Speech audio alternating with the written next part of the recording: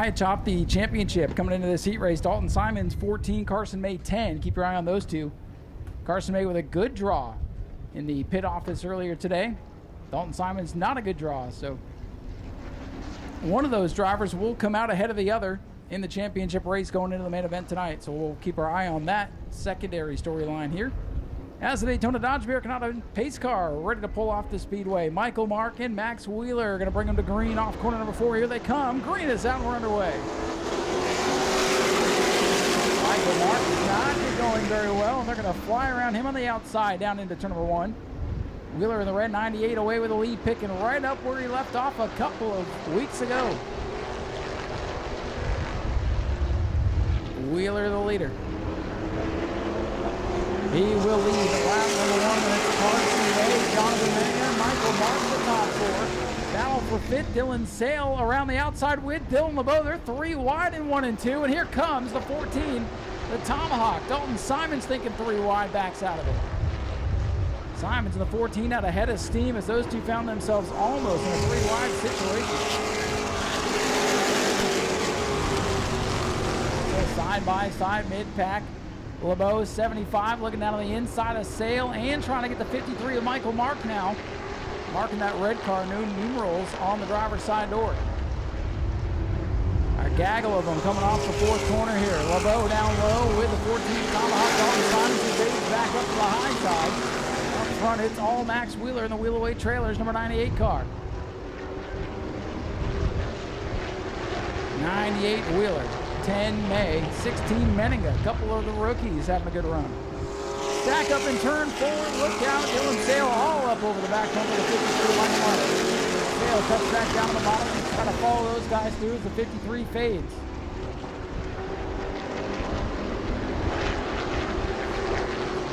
About halfway through this 8-lap contest here, and it's all Max Wheeler at the head of the field. Wheeler, May, Menninga, LeBeau, and Simons now the top 5.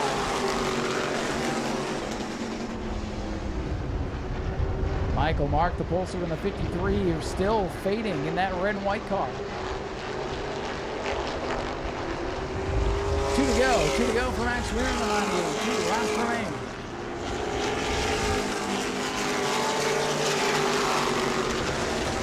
May is in 2nd, Menninga back there in 3rd. Battle's going to be on for 4th as Dalton Simons, the Tomahawk, trying to come out of the back of the field. As they run right now, Carson May going to take over the point lead, and he's in a race once the clock today. We're trying to get to his prom. 1 lap to go. Carson May trying to scoot out of here the point lead. Final trip down the back straightaway, the 98 car, showing that it was no fluke a couple of weeks ago. Wheeler picking right up where he left off. Max Wheeler will win the heat race. 2nd will go to Carson May. Jonathan Menninga 3rd, 4th will go to LeBeau. Then it's Simon, Sale, Mark, Packard, Say, Howard, and Robinson, your field. Senior by just 3 points. All the high point drivers in attendance here today. We are just about set to rock and roll. Nice showing for the 602s here this evening. Very fun division, awesome race cars. And they put on a heck of a show too. Here we go, Matt Jarrett and Carter Blue. Gonna come off turn number 4 and look for that green flag. Dave got it, we're underway with the 602 modifieds.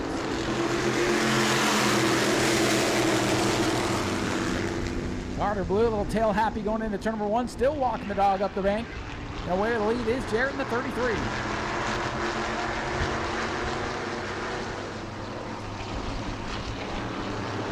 Watch the 09, Christopher Hatton Jr., the point leader of the Generac. 09 at the line now. Gonna come from the back of the field. He's in the 7th spot after lap number 1. Little bumper tag. Oh, a couple of guys almost getting together in turn 1 and 2.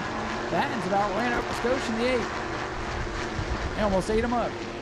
Anyways, back up front, it is Matt Jarrett away the lead. Carter Blue hanging on to the 2nd spot over Hanson's number 51. Jason Hanson with 51 trying to make something happen.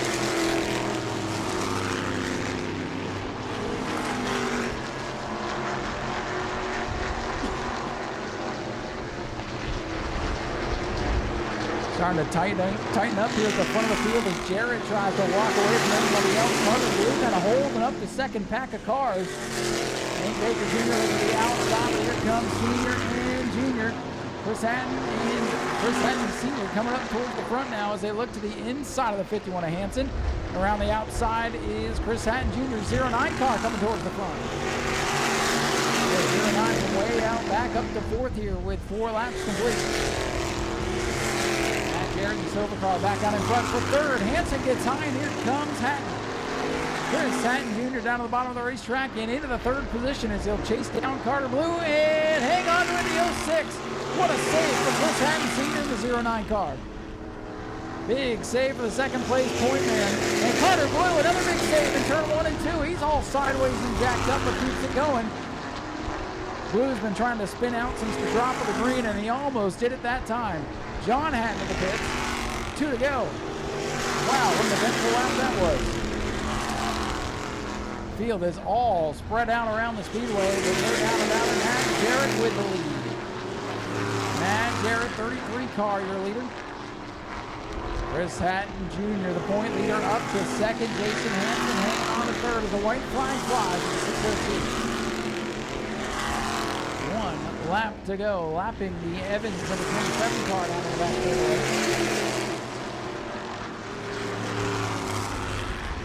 And coming off to number 4, welcome back, Matt Jarrett. In car number 33, he'll go take the checkered flag. Chris Hatton Jr. and Jason Hansen in the top 3, and Hank Baker Jr. Carter Blue hangs on for 5th. Chris Hatton Sr. 6th. The rest of them going to finish off here. Good little heat, an eventful heat race for the 602 modified today. Yes, that is confirmed. Green flag coming out next time. So heat number 1 of 2. Ready to roll for the Bomber Bees.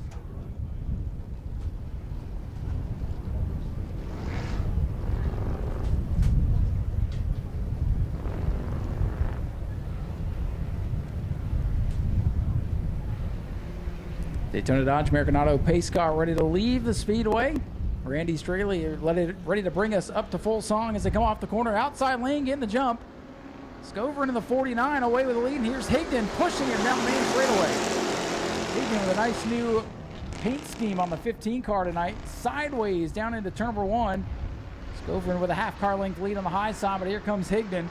Higdon the point leader. And yellow flag going to come out. No start on that one, so we're tossing that start out. We're going to line them up and try it again.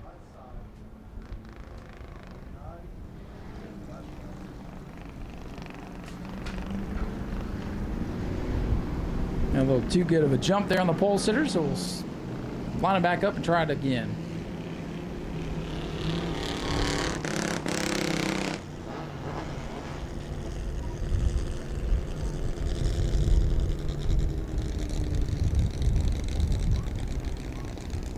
We're going to let them pace themselves, it looks like here.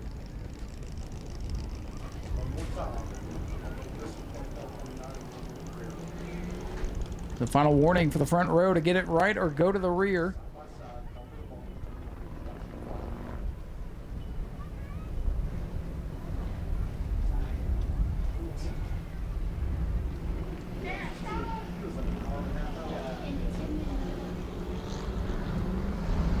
Here they come. Green flag ready to fly this time. And again, the outside lane gets the jump.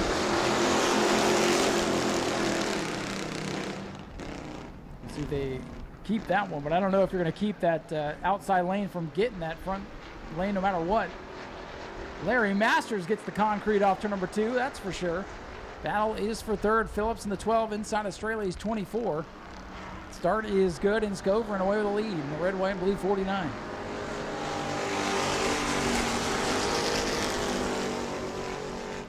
Don Brayton off the pace, going to bring the Bluey machine to pit road. This episode of Bluey is called DNF. 49 showing the way. Jason Scroven. 15 Dustin Higdon's going to have company as he throws it sideways off the corner. Here comes Justin Phillips in the 12. Phillips in the 12 car, lighting up the brakes going into the corner. A little puff of smoke. He wants to run up spot away from Higdon as they chase down the leader. Top 3 cars now bumper to bumper in turns 3 and 4. Side by side battle for 4th. Larry Masters wants that spot away, and Higdon wants the lead now down the main straightaway. Here he comes. Higdon in the Bougie Motorsports 15 car down the inside. He's got a nose out in front as he gets sideways. Here comes the 12 car. Justin Phillips sitting there in the catbird seat. Which lane's he going to go for? Inside or outside? He can try to take them both as Higdon keeps getting loose in the middle of the corner. Scovern throws her sideways. Scovern big sideways off the corner. Almost bounces off. Well, he did bounce off the side of the 12. Scovern falls back. New leader Dustin Higdon. Top 5 bumper to bumper 49 starting to struggle now.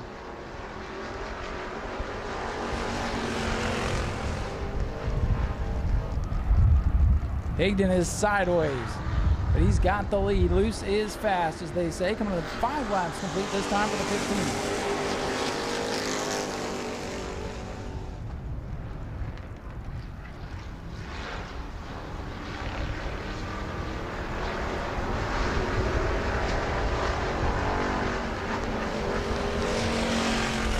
Laps winding down, but the battle for the lead heating up as Phillips putting the pressure on Dustin Higdon. Higdon's car continues to bobble with 2 to go. Larry Masters, despite bouncing off the wall, up to 3rd. Phillips putting the pressure on. Can he pull the crossover move off turn number 2? No, he keeps her high. Phillips in the 12, keeping the momentum up right now. Phillips is right there in the back bumper of the leader. They're coming to the white flag. 1 to go. Higdon 15, Phillips 12. Who's going to make it back around? Phillips into the back of him in turn number 1. Now Phillips is loose up off the second corner, and Higdon pulls away by a car length and a half. 2 car lengths now down the back. Final time through turn number 3. Dustin Higdon trying to hold off Justin Phillips. And it looks like he'll do just that. Dustin Higdon in the 15-year winner. Justin Phillips is 2nd, 3rd for Larry Masters, 4th for Jason Scovern, and then the 24 Randy Straley rounding out the top 5.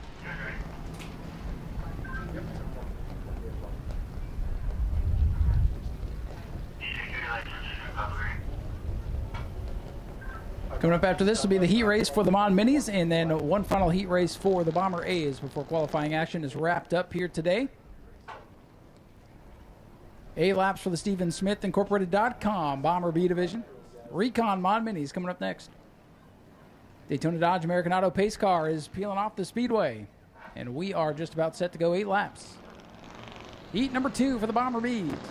Green flag is out and they're underway.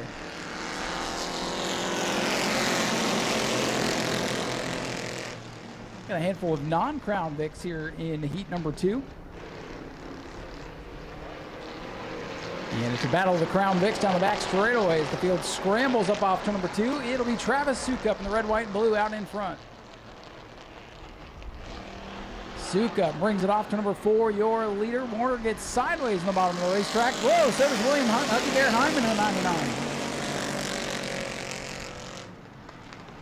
William Hyman in the Noah Torres number 99 today versus his own number 89 car. Going to take that machine up a little bit further here as he rounds out the top 5 right now. Pole sitter Joe Warner going backwards in the 72. It is Sukup with the lead, and here comes Nicholas now as Huggy Bear Hyman gets loose down the inside of the racetrack. Battle for the lead heating up now. Nicholas got a little bit sideways going through 1 and 2 that time. As William Hyman now up to 4th, and here comes Kenny Roth's number 80 car. He'll go into the top 5 now. Finished a runner-up here a couple of weeks ago before taking a week off. Sukup leads it. Here comes the 23 though. Tim Nicholas, car number 23, right to the back bumper, but kind of loses it on entry. And Sukup pulls away. Sukup had a win taken away from him a couple of weeks ago. Rear end issues on that car. Well, he's looking for some redemption here tonight, if you will, and he leads the way with 2 laps.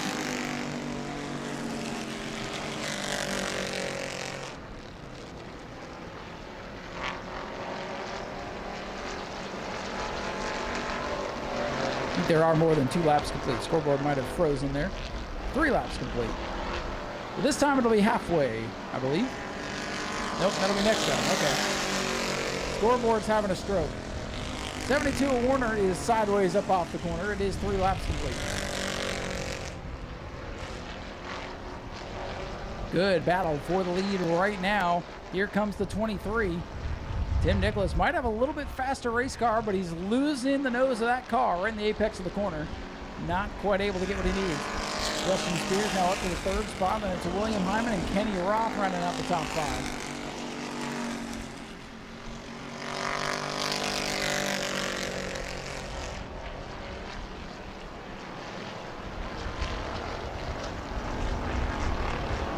Battle for the lead in turns 3 and 4. Nicholas works down to the inside of Travis Sukup as they're coming to the white flag here.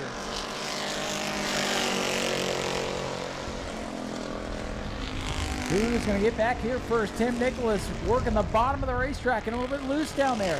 Sukup on the high side as drag race down the back straightaway. Who is it going to be as they come through 3 and 4? Tim Nicholas on the bottom. Travis Sukup on the outside. Here they come up off the corner. It's going to be a photo finish right down to the line. Travis Sukup by a bumper wins it. Nicholas 2nd, Justin Spears 3rd. Huggy Bear, William Hyman 4th. Oh, we're trying to wreck for last. Attaboy. The Minion Mobile comes home in last, but didn't wreck. We're just getting things heated up. Couple of heat races left to go.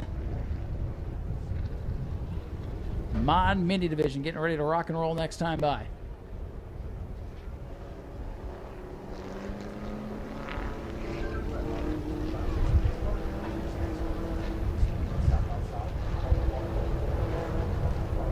Mod Mini points definitely going to shuffle a little bit. Clint Foley not in the field today. So Brad Blanton will take over the point lead as they come off to number 4 to the green flag, and we are underway. And with the jump, Mark Rowe, car number 6. Brad Blanton, 22, did not get a great start there. It is Mark Broden in the 6 car away the lead. Ernie Whitten goes up the racetrack. Now the battle's on. Nice to see Mark Brote back in front of the field here at the new Smyrna Speedway as he comes off turn number 4. Brad Blanton, though, getting that 22 car wound back up. That is a fast car. So is that 73. That's the former Saints Taurus number 19 car. So that's a really fast machine. Got new drivers in new places trying to get things figured out as Ernie Whitten is figuring out that line is not working. For now, it's Mark Brote with a big lead. Mark Brote in the 6, going to lead lap number 2. And Hop in the 7-3. Battles with Ernie Whitten for the 2nd spot as Mark Brote pulling away. The 95, Ernie Whitten really struggling on corner exit. And here comes Stallnacker in the 14 up into the mix now. Good side-by-side racing from second on back as rookie driver Ben Huff takes over the 2nd spot. Here comes Stallnacker. 14 is a fast car. Went to victory lane here with Clint Foley. Back on the opening family fun night of the season. Mod Mini is a family fun night exclusive division for 2026.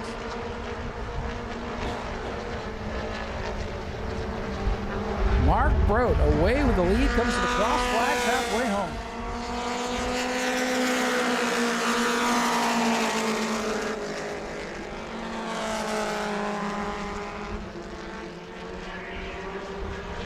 Brad Blanton goes to the outside of the 95 of Ernie Whitten. I don't know if I would have tried that. That 95 needs the whole racetrack to get off the corner. And Brad Blanton just found that out. Battle for second. 14 Stallnacker around the outside. They almost come together. A couple of rookies here battling for one runner spot behind the veteran Mark Brote. Mark Brote having one of his best races in a long time. The veteran driver looking to get back to the checkered flag for the first time in quite, well, since my entire tenure up here of any kind, and he's 2 laps away. Stallnacker, though, in the 14 with a good piece here tonight. He can get that figured out. He could be a contender for the win. And I think if Brad Blanton gets comfortable in the 22, we'll be talking about him as well. Mark Brote in the 6, coming around looking for the white flag. 1 lap to go for Mark Brote.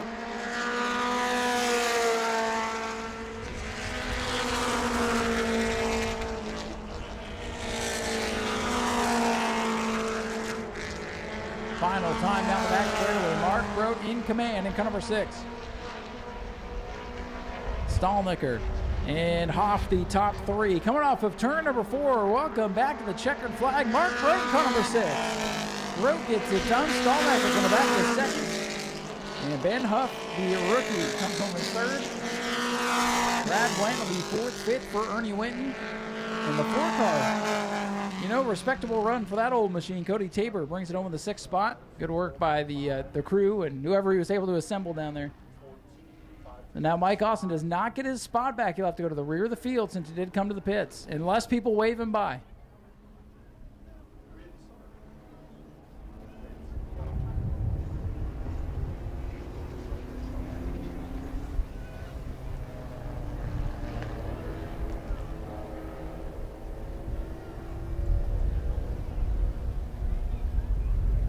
Getting set for the start. Half the field trying to get to the rear of the field. So we're going to go with this. Here they come off turn number 4. The rookie, the Eagle. Eddie Evans Jr. leads us to the green, and we are underway. 3 wide already going into turn number 1. The point leaders, car number 8, Stephen Brown, trying to make something happen now. But it's the Eagle, Eddie Evans Jr. with the lead in the red car. Remember, top 3 subject to the breakout rule. If they go faster than 24 seconds, they'll have to go to the back. And right now, the back is about 8. Spin in turn number 4. Nick Sierkowski has gone around and, collects the 11 of Raymond Smith. Caution flag is out. Raymond Smith did not see the 1 car. I guess he blended in with the black racetrack. And his debut will be an inauspicious one. So we did get the first lap complete, so this race is officially underway. So we'll get everything cleaned up, and it'll be 7 laps to go in our final heat race of the afternoon. In the meantime, we'll thank some of our sponsors here at the New Smyrna Speedway, including the 6 Hour Academy and Volusia Gun Club. The Vincent Cortez is good, did not hit the box. He flirted with it, but did not hit it.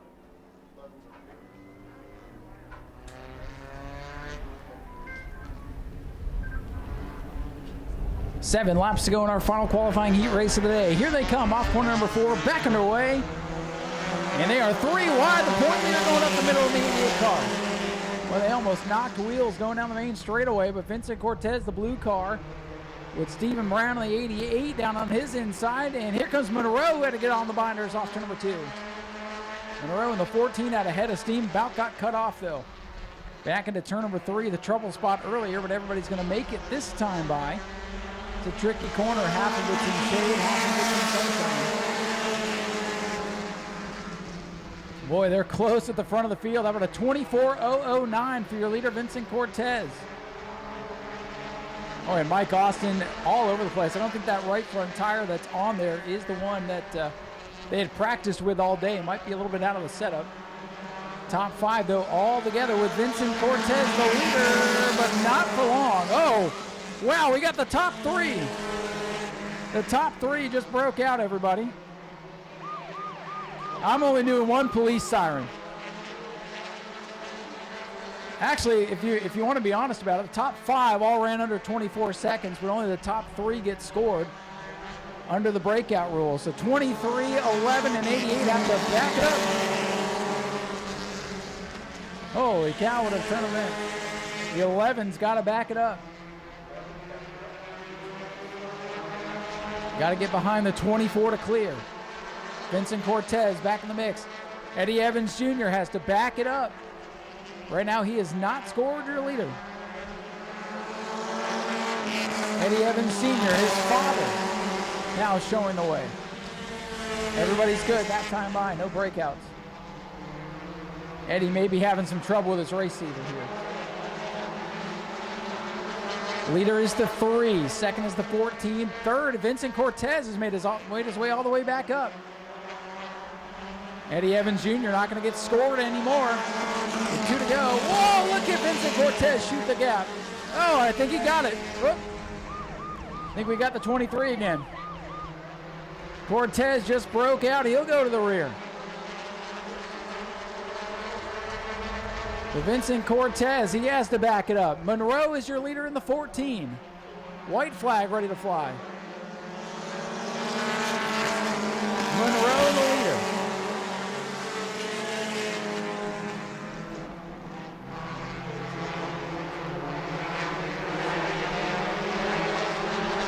Stephen Brown just broke out that lap in the 83.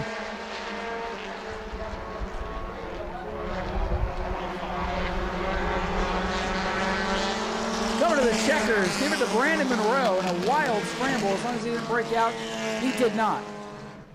Wow. Trace Reed, welcome to the new Smyrna Speedway. What'd you think out there in qualifying today? It's a pretty nice track. It's my first time here. I'm just here for mainly the reason these kids right here is the reason I'm here tonight. Well, we appreciate you and your team bringing the Easter giveaways for everybody, and it was a very nice gesture of you. And what do you think it's going to take? I know you're kind of starting at the back of the field for the main event, but got 60 laps to learn and let things come to you. What's the goal for tonight? Sit back and ride and watch them guys and learn from them, get some seat time. And, hey, if the hole opens up, go for it, right? Yes, sir. Well, hey, again, we appreciate you coming out here, being part of the show. I got a lot of sponsors on this car. Who do you want to thank for all the assistance to get you out here tonight? Be Cowart Concrete, Templeton Trucking, Bronson Lube. Who else got on here? SPC Tracking.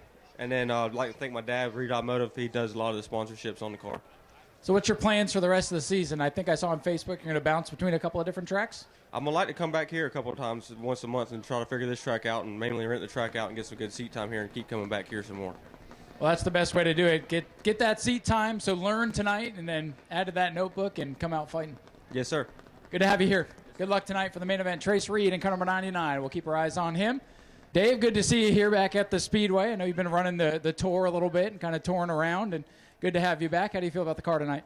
Actually, new car, new setup, new everything, way more comfortable. So ran some of my better laps between yesterday and today, so we'll see what we got. Qualified in the middle of the field. Got a couple cheaters, so we got bumped up a little bit. It's the only way Matthew Green can beat me, apparently, is to kind of raise his deck lid a little, but just a little rub on him. But no, we're feeling good about what we got. So really we're just shaking this thing down, getting ready for Freedom Factory next week, so we'll see what we have at the end of the night. Can you learn anything at this track that you can apply to Freedom Factory? Yeah, because Freedom Factory is a lot like this. It's just a shorter straightaways. Banking and everything's pretty much the same for the most part. A lot rougher of a track than here, but it's got its own character, that's for sure. Your crew chief over here says the goal tonight is to stay in front of Matthew, right? My goal is always be in front of Matthew. I got him at Arbondale a few different times, and I'm going to try to go for it now, but he's probably listening and wanting to put a bumper on me tonight, but we'll talk about it afterwards back at the trailer. There you go. It'll make it interesting to watch. He is my little baby brother. I mean, he kind of looks like me. He's gaining the weight, so packing on, trying to be like me. Well, there you go. Good luck in the feature tonight. All right, thank you. All right, that's Dave Warning in the 112. Right behind him, Rice Robinson in the 50. All right, so you picked up your first win out here a couple of months ago, and now you got some good competition in the field tonight. How do you feel about your race tonight? I'm feeling great. You know, I qualified fourth on speed, but thanks to some post-qualifying tech, I'm up to second. So cheaters, as Dave said. Yeah, cheaters. That's a good way to put it, I'd say. Yeah, teammates, you know, it's all out the window for the race, so I'm happy about it. So we'll see if I can do it. Well, I think I have a good car, so I'm confident. Well, you know how to get to victory lane now, so that's got to do good for the confidence. And 60 laps tonight, though, does that change the way you approach the race? Not really. Just focusing on consistency. So if I can be consistent, I know I can do well. Looking for a podium. If I can win, I'd be totally happy with that. Well, go out there, try to get that podium, and put on a show for the fans. Yes, sir. Of course. Always a show. All right, that's Rice Robinson, number 50. We'll see if he can get back to victory lane for the second time this year. And Dylan LeBeau pulling double duty. Sorry the two races are back-to-back, but we had a lot of people we were trying to accommodate this week with the reschedule and trying to get people here. They had to leave and all this stuff. How do you feel about the Sportsman car? I think we've blocked it off. Here we go. Qualified and rolled in turn one and had a terrible vibration, so kind of just went decent. I think I went fifth, and I heard something about top two got DQ'd. Is that true? Yeah, there were some cheaters, as Dave let us know, but I think you might have moved up a couple of spots for the start. Yeah, so moved up to third, and we got a bearing was starting to come apart. So luckily got it. Somebody keeps moving right in front of the line of fire here. Got it fixed, so hopefully it'll be good for 60 laps, but you got to focus on Bobby's car first and try to get a win in both. How tough is it to go from one car to the next? It's not that tough. Luckily, they're both similar, pretty much same drivetrains and similar weights and stuff. But hopefully, we'll be good in both. But I really got to thank Dakota Matting, Air Max, I'm forgetting people, Hers Chips, Daytona Beach Golf Club, and all my people for coming out and helping. This is awesome, and hopefully we can get 2 wins tonight. That would be ideal, and I promise you we'll wait for you, so you don't have to worry about that. American Auto, EJ said he's going to charge me $100 every time I don't. And it's on the suit too, so I gotta get that out there. And good luck in both the races. Thank you. All right, still in the bow. 75 E-Mod, 88 Sportsman. Shane Held, good to see you back out here in the old number 1 machine. What's it mean to you to get this car back out on track? Well, it would be a lot better if it ran better, but we're working the bugs out. It's a brand new car, but we're racing in Mike's honor tonight. That's what we like to see. Michael Held used to drive this car, and boy, right there towards the end, he was up there on the podium. You guys had this car rolling pretty well. So, hey, if some things go right tonight. Out. Hang on one second. There it is. But we'll get out here. The microphone has problems, but hopefully the car will stick together for you, and you can pilot it to a good finish. I think so. We made some good adjustments after the last practice, so I think we're making ground on it. Well, hopefully things go well. We appreciate bringing this car here. It's cool to see it back out. Thank you. Of the 1H machine. See if Matt stole your ride in the 602. Yeah, Matt Jarrett won the heat race for the 602s. Let's see if we can get another interview in here. Sean Fitzgerald, driver of the number 151. We'll see how well the mic works all the way down here. But how are you? Your feet tonight? Well, I think we good in practice. Missed I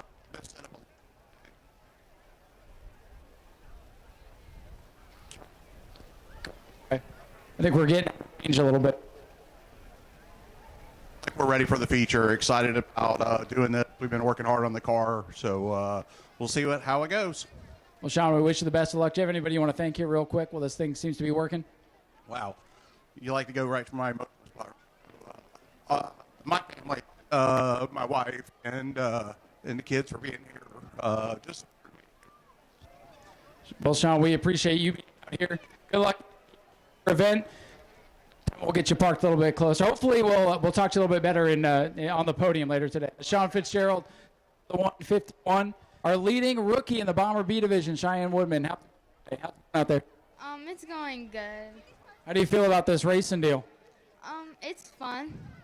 It's fun. It's a little bit wild out there with all these experienced drivers going all over the place. Yeah, definitely. But the key thing is you're having fun. And, hey, you're 5th in points and leading Rookie of the Year honors. How does that feel a couple of races into your career? That feels great. What's the goal for tonight? To hopefully get like a top 10 finish. I think that's a pretty good goal. Maybe top 5, maybe even podium. Yeah, that'd be good. Do you have any sponsors, anything you want, or anybody you want to thank? Yeah, I'd like to thank Sauceman Plumbing, Boardtowns Moose, Rainey Hedgesnecker with Hedgesnecker Racing, Chris Larson, and Mike's Discount Tires, and Paradigm Pools, and my parents. Got to thank the parents, and good luck out there in the feature. Cheyenne Woodman, number 100, the leading rookie in the Bomber B division. And again, folks, at this time, we're going to start making our way back up into the tower.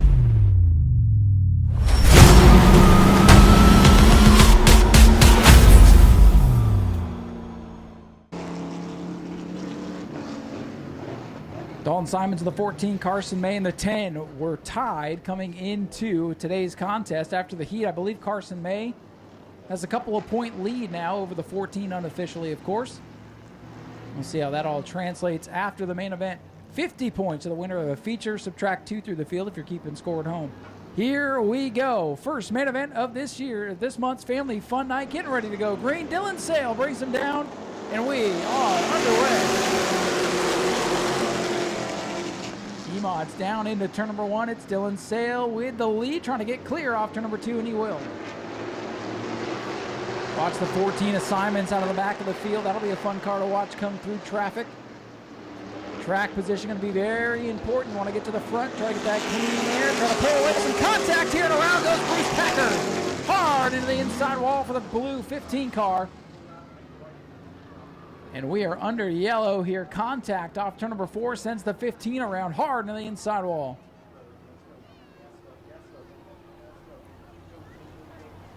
Driver moving around in the cockpit, trying to get the window net down.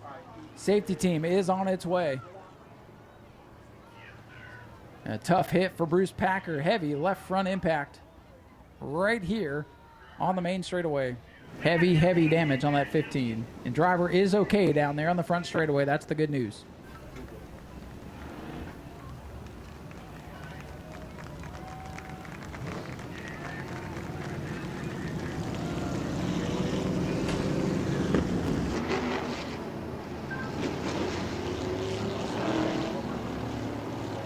Getting ready for the restart. 24 laps remain. Dylan Sale on the bottom is your leader. A 75 car. Dylan LeBeau on his outside, former champion versus last year's Rookie of the Year. Here they come, back and away.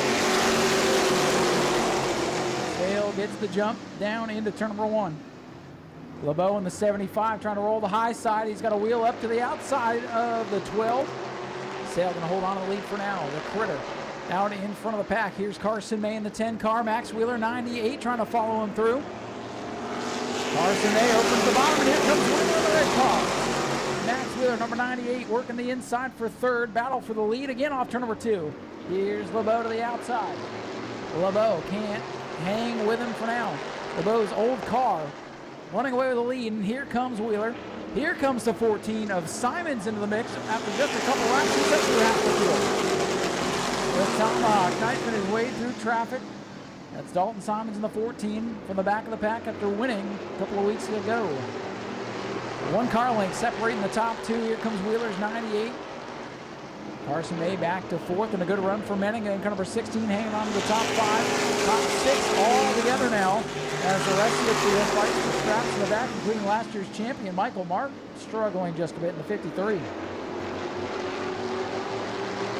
Dylan Sale, last year's Rookie of the Year, looking for that first career win, trying to hold off Dylan LeBeau. Back behind the wheel of the Bobby Blake, number 75. Carson May gets wide up off the corner. May hangs on to 4th.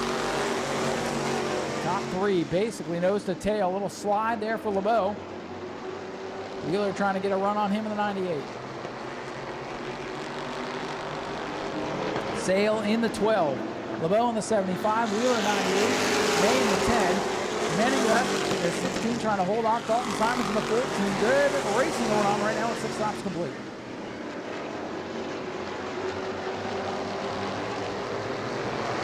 Battle for the second spot begins to heat up. Max Wheeler putting some pressure on that Bobby Blako, number 75, driven by Dylan LeBeau. LeBeau in the 75 trying to hang on to second now. Second lap complete, closing in on the 3rd distance mark of this one. Dylan Sale has settled in the lead, looking strong right now in that old number 12 car.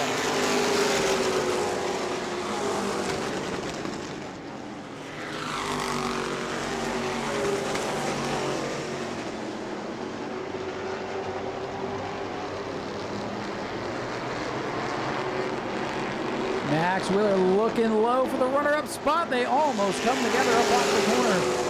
The 98 wheelway car getting to the inside of the Bobby Blako in 75. Dylan Sale begins to pull away just a little bit now. Carson May not really able to close into the 10.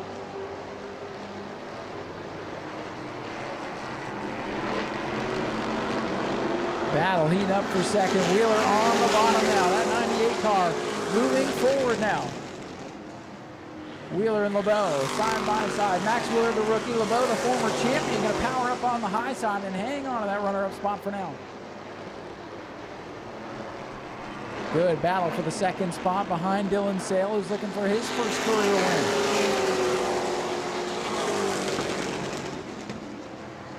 Wheeler low, entering the turn number 1, bottoms out just a bit, but still staying even with LeBeau's 75. Max Wheeler with a good run going into turn number 3. Here's for the second position. Wheeler on the bottom. LeBeau on the outside.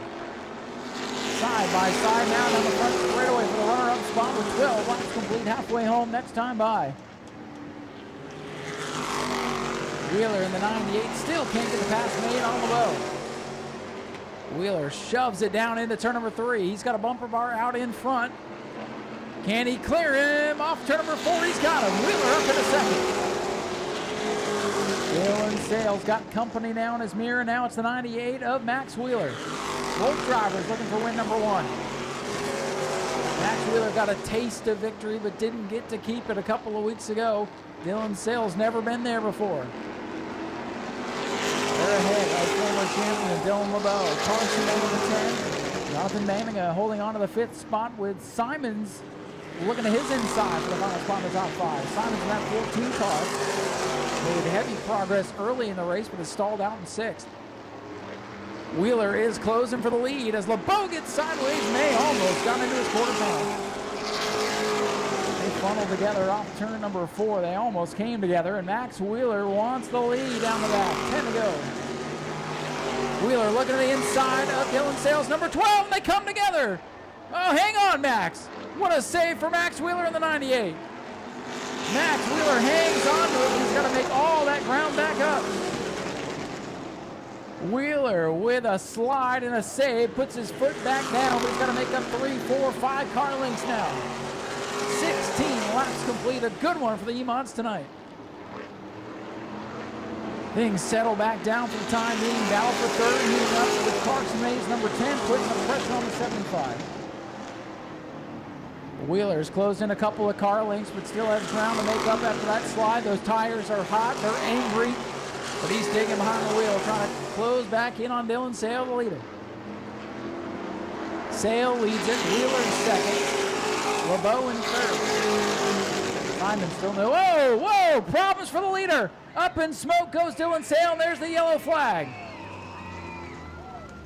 Unbelievable turn of events. The leader blows a motor, it would appear, and Dylan Sale's lead literally evaporates in turns 1 and 2.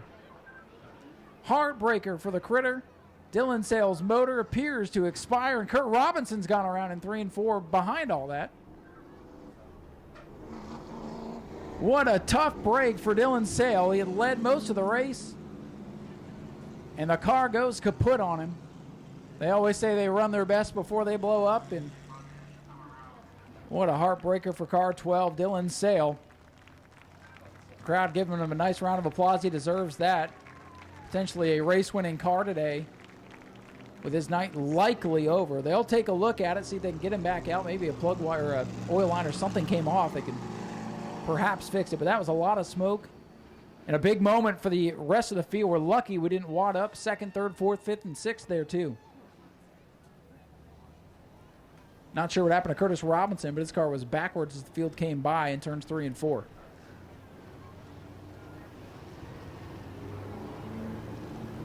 Wild turn of events, but ladies and gentlemen, your leader now, Max Wheeler in car 98. This one's scheduled for 25 green flag laps. Coming up next, the Easter Hop 60 for the Sportsman division, 60 laps. Nice little field of cars for the Sportsmen coming up next. But let's settle this one first. Your leader, Max Wheeler, up on the outside of the Speedway in car number 98. Dylan LeBeau down on the inside. They are pushing each other into the restart zone, and here they come. Green is back out, Lazy Green. They'll likely throw the caution out here on the back straightaway, and we'll try that again. No start.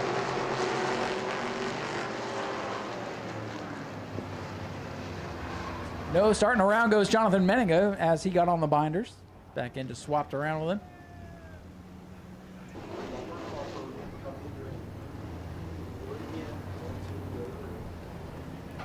Last chance for the front row to get their restart together. Max Wheeler, Dylan LeBeau sizing each other up once again into the restart box. Wheeler's on the throttle, and we're back underway. Wheeler was ready to go, and he's trying to check out now down into turn number 1. Carson May slides into the runner-up spot. May right up into contention now, and here comes the 14 of Simons. Manninga a little bit choked up off the exit of turn 2. He drifts back to 6th. Michael saying the 45 up into the top 5 for the first time tonight. Battles for third. Simons in the 14, LeBeau in the 75 as Wheeler away with a 2-3 car length lead in turn 1. LeBeau starting to go backwards now with 75, slipping and sliding off the second corner that time. Wheeler coming off turn number 4 to be 5 laps to go this time.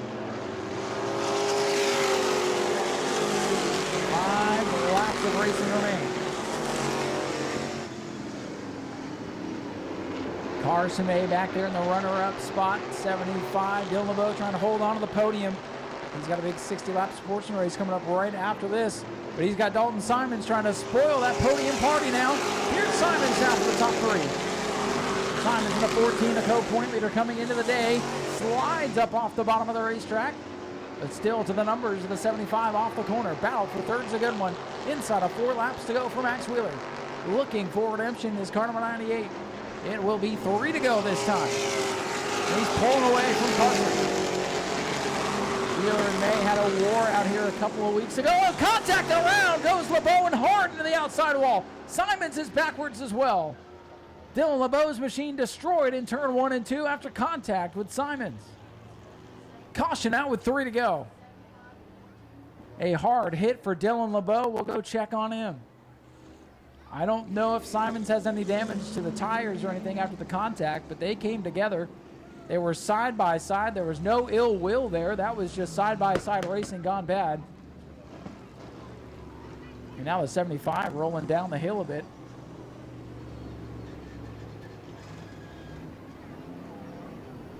And I think Simons is going to come over here. They may have a quick word with one another, as LeBeau is going to go up there and give his end of the story. Amazing the 75 can roll after that. That thing hit a ton over there in 1 and 2.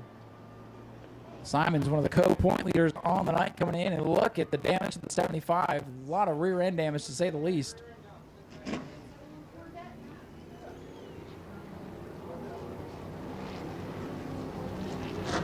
Team going to take a look at it and see if they can get him back out. Bumper bars pushed back up to the rear window virtually. Look at that work. Hey, you know, if the chassis is good and it's all cosmetic, beat the rear end down and go for it. There's only 3 laps to go. Car came in looking like a mod mini.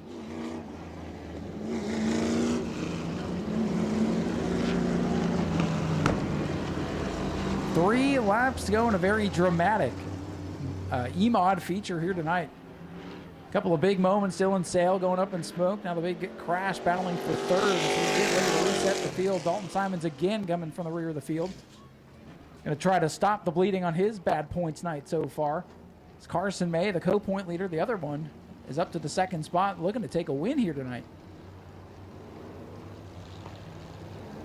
A couple of next generation racers. Max Wheeler, Carson May, 1 and 2. And how about Michael Say slipping up to the 3rd spot right now in that 45? It's the best run that car's had in quite some time.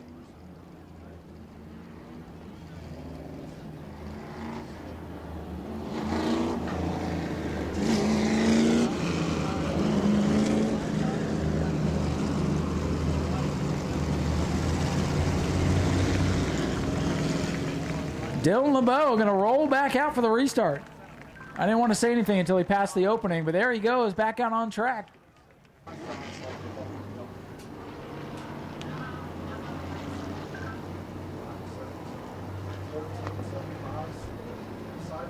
Here we go.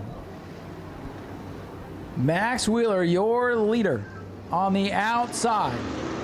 Here they come. Green flag back in the air, and Carson May gets a great restart on the bottom. They are side by side going down into turn number 1. Wheeler, though, around the high side, takes the lead back. Max Wheeler way high off turn number 2, and he's got the momentum down the back straightaway. Carson May trying to settle back in now and go on the attack. Coming to 2 to go this time by. Max Wheeler brings it back around with 2 laps to go.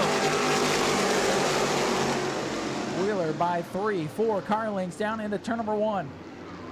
Michael Say trying to hold on to 3rd. Jonathan Menninga back up on the wheel trying to take it away.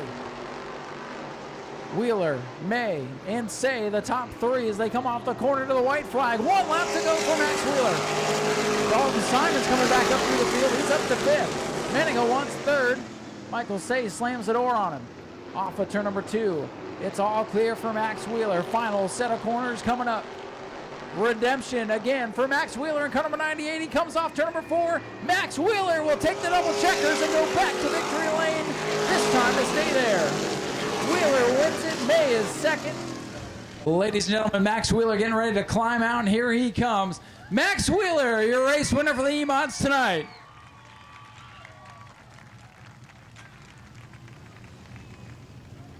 What a drive for you, and how about the redemption story? Had that first win taken away, so just like I said a few weeks ago, congratulations on your first win. Yeah, I didn't think I was going to be back in victory lane this soon after our disqualification last race, but it's amazing. I'd like to, thank Carson May. He raced me clean, but when it came back down to, 5 laps to go, and it was me and him again, I was like, this is going to be a good one. That's what we were thinking, too, because it was good between you guys a couple of weeks ago. First of all, you're battling for the lead. You have a big save down here. Then the leader blows up in your face. Then you have all these restarts, all these fast cars. What a way to win it, huh? Yes. I would like to thank my mom, my aunt, all the family who came out, Nolan, Lane. I would especially like to thank my grandpa. He's the one who could make this happen. I've been busy with school, and he's been down there every day. But, I would also like to thank my sponsors, Wheelway Trailer Sale and Find a Way In-Home Care with Michelle. Does this one mean a lot more after what happened a couple of weeks ago? Yes, this means so much. I can't believe it happened this soon. Max, I'll tell you, you got one of the biggest fan bases here, and they're down here to celebrate with you. They were cheering the whole race. It's real fun to watch. Why don't you go celebrate with all of them? Thank you. Ladies and gentlemen, Max Wheeler, your EMOD feature winner here tonight.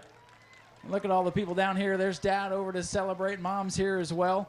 And we have our 50-50 here and $301 to give away.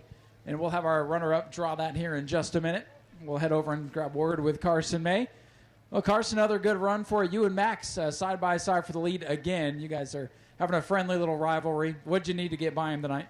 To be honest, I think our car is as good as it's going to get. His car is extremely fast, and he's a really good driver.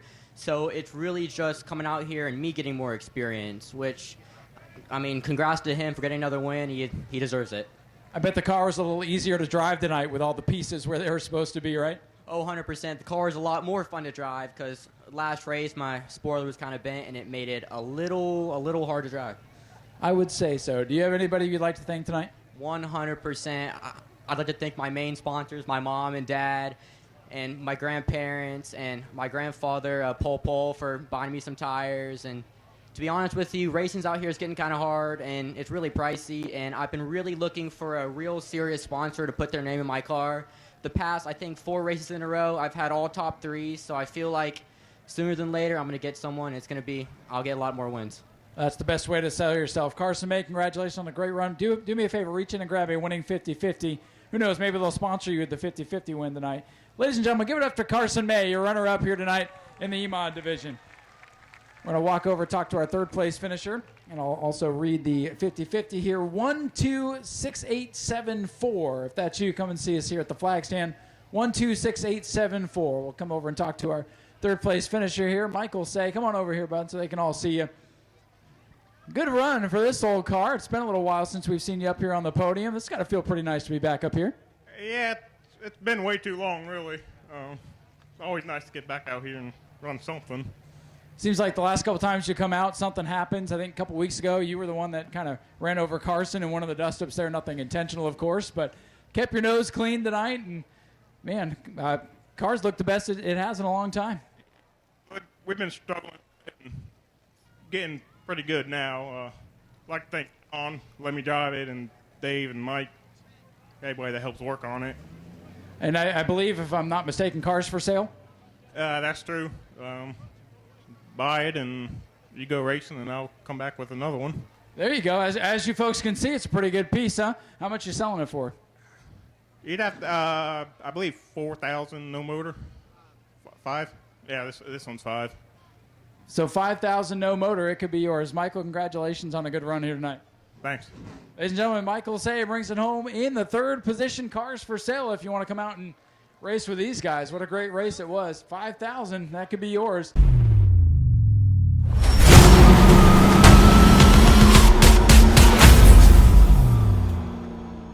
Lights go down on the Daytona Dodge American Auto Pace Car.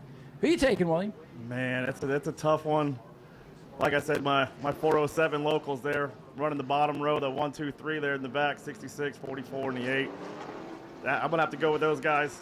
Plus, it's fun to see the fast guys come from the back to the front. Never a dull moment when that happens. Here we go, Daytona Dodge American Auto Pace Car, ready to peel off the speedway. last year's Rookie of the Year, Sean Fitzgerald, going to lead this great field off turn number 4. Here they come. Green is out. We're underway.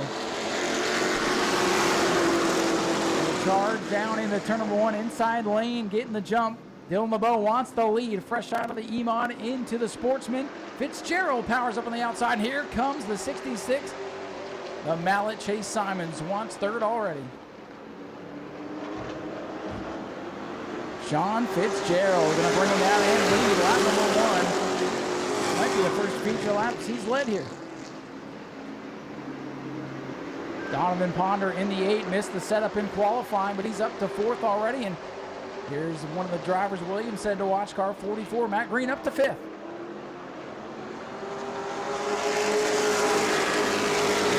Outside pole sitter, struggling just a little bit, dropping back through the field.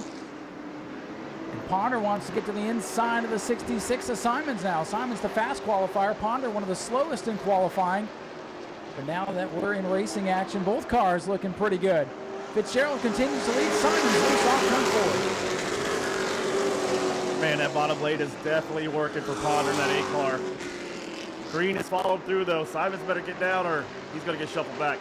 I think Ponder's qualifying effort was a little deceptive. He had a really terrible first lap, and I think it killed the momentum on the second lap. So he's showing he's got a good piece tonight as he was looking for the second spot. As Sean Fitzgerald continues to lead. Good run for the 151 machine. Fast qualifier Chase Simons has been shuffled back to 5th now. Shows you qualifying isn't everything. But it's a long race, 60 laps. You can't wear out your stuff early and expect to be around at the end.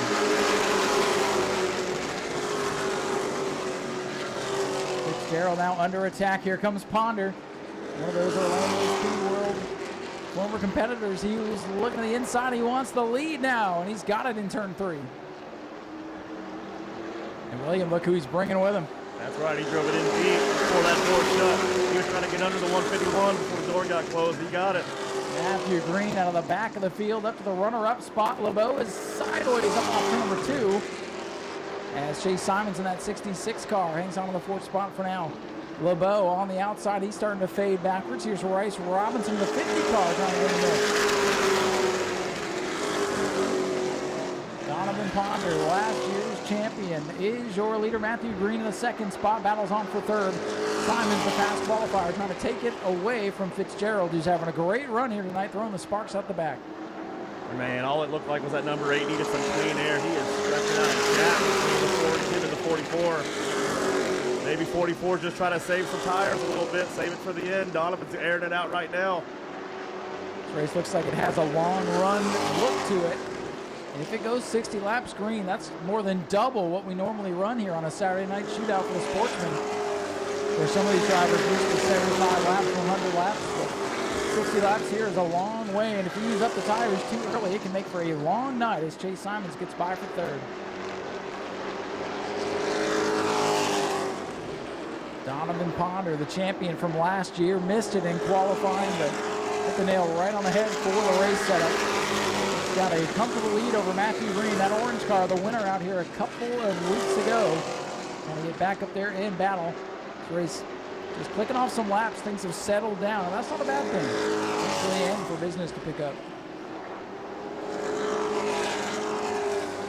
Battle for 5th now, Rice Robinson, he's on a beat on the 88 of Dylan LeBeau. LeBeau kind of going up the track, and that's opening the door for Rice Robinson now off turn number 2 to get that white nose down on the inside. Robinson in the 50 wants inside the top 5. LeBeau trying to hold him off. Robinson, LeBeau, side by side, best battle on the racetrack here at the line. Give it to LeBeau.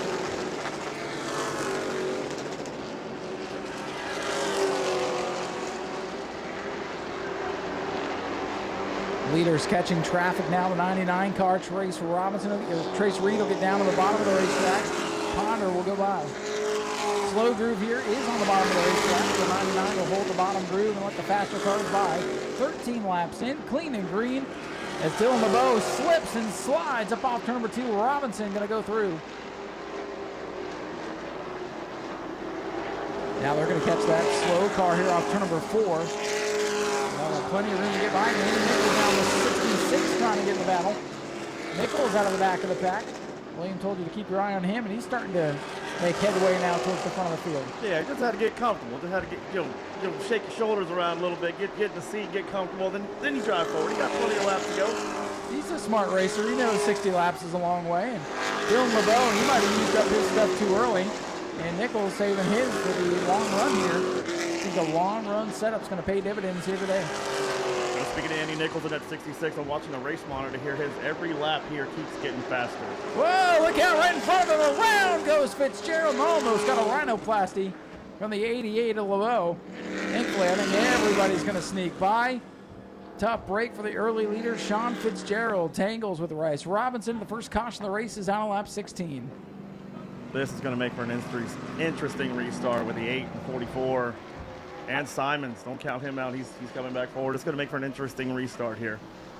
I think you're right. You get Matt Green a caution, let him catch up to the leader, get him up there on that front row, either inside or outside. Could see some interesting battles down into turn number 1. Donovan holding the fastest lap time in the race here so far with a 19.58. So I'm going to predict he's going to pick the bottom on this restart and keep his rhythm going. Bottom might be the place to be. Now the pits are the place to be for a couple of guys. Fitzgerald in the 151. Might as well bring it in after the spin. Dylan LeBeau brought the 88 car in. Said he was having some drivetrain issues after the heat race, so that car started to fade a little bit. They looked it over and sent him back out. William, of course, your big event coming up in May. What's it been like trying to work with everybody over there, trying to get racing back to the circle track over there? Oh, man. What do you mean? What's it like trying to make everyone happy at once? Yeah, I mean, how are you organizing all of this? First of all, getting the okay to have the facility, and then getting all these great divisions and all these great events. It's going to be a great night of racing. Well, I can tell you, like Rusty said, Ozzy Moya, who owns Orlando Speedway now, he's wanting to get the place up and running and back to how racing used to be. But we just got to make sure that there's support there, and the car is still there. You know, the track's been closed roughly 12, 13 years now. So we just got to make sure the following is still there. You got to kind of wake the neighbors up, let them know we're opening the gates, turning the lights on, and see how it goes. Aiden's down there with the pink boot, collecting for our local track charity. If you have anything you'd like to donate, make sure you flag him down. We appreciate it. Every bit goes right back into the community to help those in need. Did he get that jacket from Rusty? I think that's a Rusty special right there. I knew it. Here we go, back to green. Donovan Ponder, your leader in the 8 car on the outside. Robinson does not get going. But the leaders get away, and Ponder might get away with it here, William. Green trying to shove the nose in there. Ponder away with the lead. Oh, it ain't over yet. Donovan loose on the exit. Green still right on his bumper. We're going to have a good run to the bottom. Oh, look at him put the nose give there. Him a little love and going in 3. Bump and run. Little bump in there, but that's short track racing that we love to see up here. Green is going to work on the leader. Ponder hangs on for now. Giving him all the room he needs on the bottom. Well, I love that outside because you get so much momentum, but as you were saying, William, you leave that bottom open for Matthew Green. He's going to use both lanes, and he tried. Now he's throwing it loose off the corner. Everybody's sideways off turn 4. Donovan was running the bottom. He seems to like the high side now, like they say in the Cup Series, all high, wide, and handsome. He's making it work. Look at him run the middle groove there in 1 and 2, but he's pulling away now. I think give him a couple laps to get going. He will use that momentum.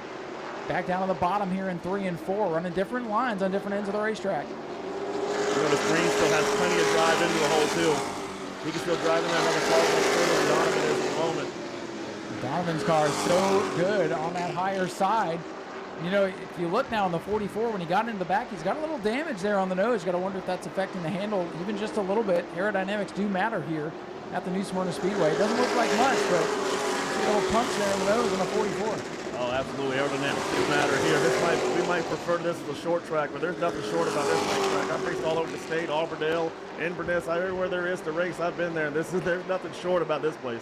No, this is the Super Speedway of short tracks, if you ask me. And Ponder is starting to pull away just a little bit. Looks like he has a pretty good long run car, but if we have late race restarts, you look out.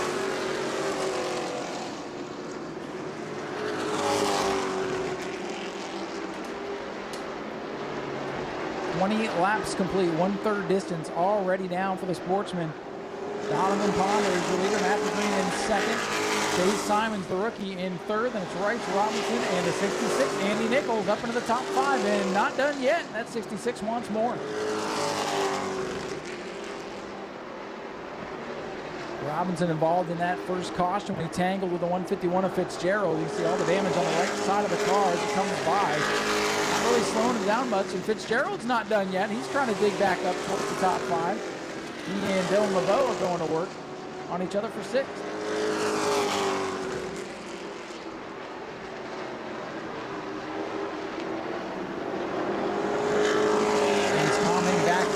Time in with 23 laps complete. We're closing in on halfway. You can see the cars that are struggling with the handle a little bit. 99 Trace Reeves just trying to figure things out. Shane Held's back out here with that one car for the first time in a long time. He's sliding around just trying to hang on to that thing. You see some separation through a lot of the field right now. Good battle for 6th with the 151 and 88 get to racing each other. That could be what brings out the next caution. If we get another restart, William, I don't know if Patrick Green's going to play as nice. If it was me, I wouldn't. Everybody wants to win. I definitely predict another caution when this thing is out. 25 laps now complete, 35 to go. Typical standard length race would have been complete that time. It would have been an easy win for Donovan Ponder. We still got to go another 35 laps here tonight. Is he holding anything back, or is he using up the stuff too early? That'll be the questions that we follow over the second half of this one. Seems like the 44 is really starting to fight handling a little bit on exit. That thing is loose with the track position because of it. Maybe he's just taking it easy, trying to save a little bit. It definitely looks a little light in the back. Problem is, if you save too much and lose too much track position, you'll never get back up there. The game of chess out there, especially in the sportsman cars, these things are so aero dependent. They might as well be limited late models at this stage of the game. That could be what the 44 is hoping on. One last lap, one caution, one more caution. Maybe they'll give him a last lap run, last green-white checker, something like that can happen for him. He knows his handling might not be where it needs to be to run with the number 8 tonight, but the caution comes with that with 2 to go. Maybe make something happen. And he could be banking on the fact that the handling's going to go away, tire's going to go away. Somebody just makes one wrong move, around they go. That could set up a late race caution. We are now just 1 lap shy of halfway. 29 laps complete for Donovan Ponder, last year's champion. If you're not familiar with the sportsman and you saw him qualify, you'd say, well, he's got no chance here tonight. But Donovan Ponder, as a former champ, doesn't really care where he qualifies, saving it all for the main event and now looking stout out front. Going to come to the crossed flags this time. 30 laps complete, 30 laps to go as Fitzgerald and LeBeau continue to battle for 6th from turn 4. Slow car back straight away, the one of Shane Held. The one machine with some issues. He's going to bring it to the pits. Might be our first car out of the contest. Man, that's tough luck for Shane. I know he's really happy to have that car out here. That car is actually his late son's car. So I know he's just happy to have that thing out here making laps around the racetrack. So it doesn't look like he has some kind of mechanical issues or something bringing it into the pits. Yeah, first time back in a while. First time we've seen that particular machine in a couple of years. I know it's probably pretty emotional for him to get behind the wheel, but I think just getting out there in that car tonight was like a win for that team. They'll go back to work, and hopefully we'll see him again here in the future. Fitzgerald and LeBeau, that continues to be the best battle. That is for 6th as things have relatively calmed down with 33 laps complete this time by. Leader Donovan Ponder in the 8, down into turn number 1 this time.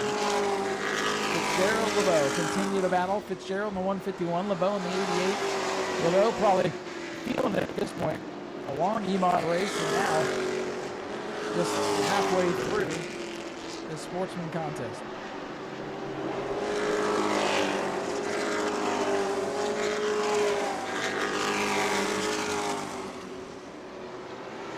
Fitzgerald working the low side, trying to get by Dylan LeBeau. LeBeau just able to hold him off in the corner.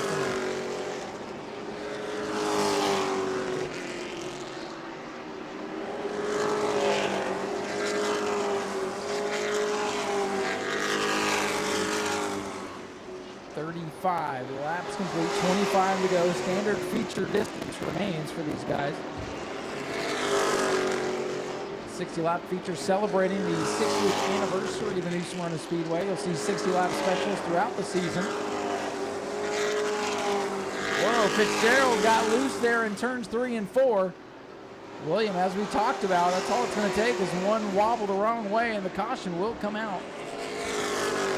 Yeah, one spin of the tires, we can get a caution out here and make this thing real interesting, I'm sure.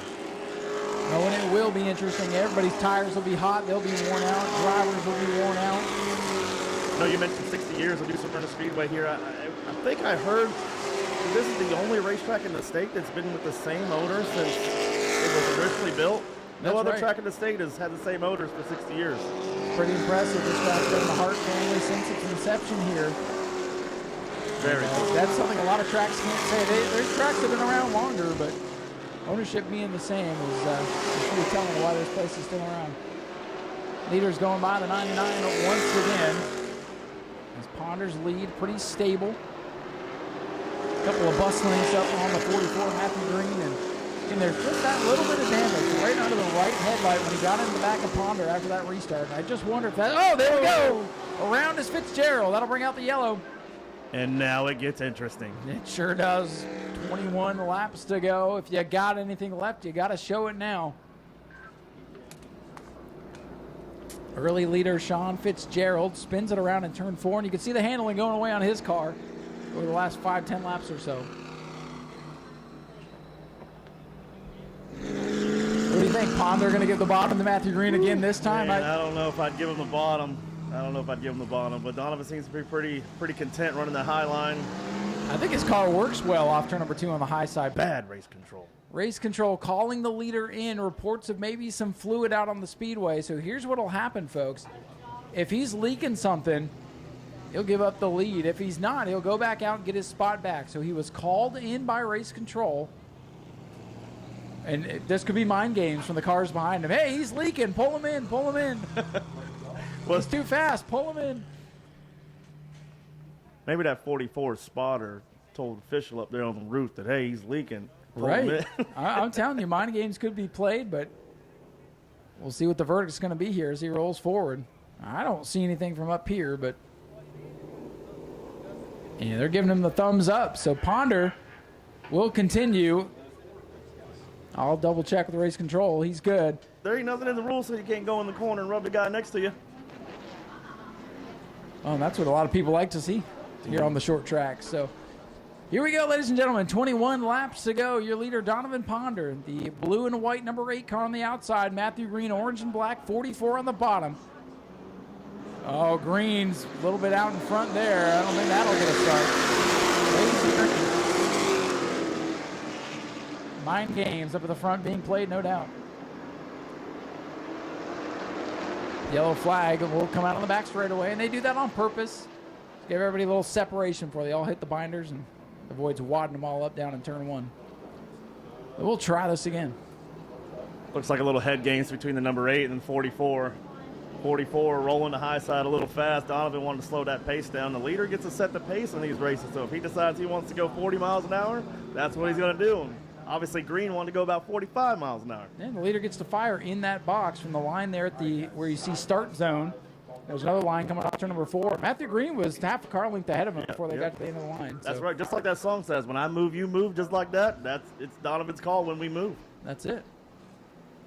They'll give him another shot here at the front. Lights are down again on the Daytona Dodge American Auto pace car. He'll pull the safety.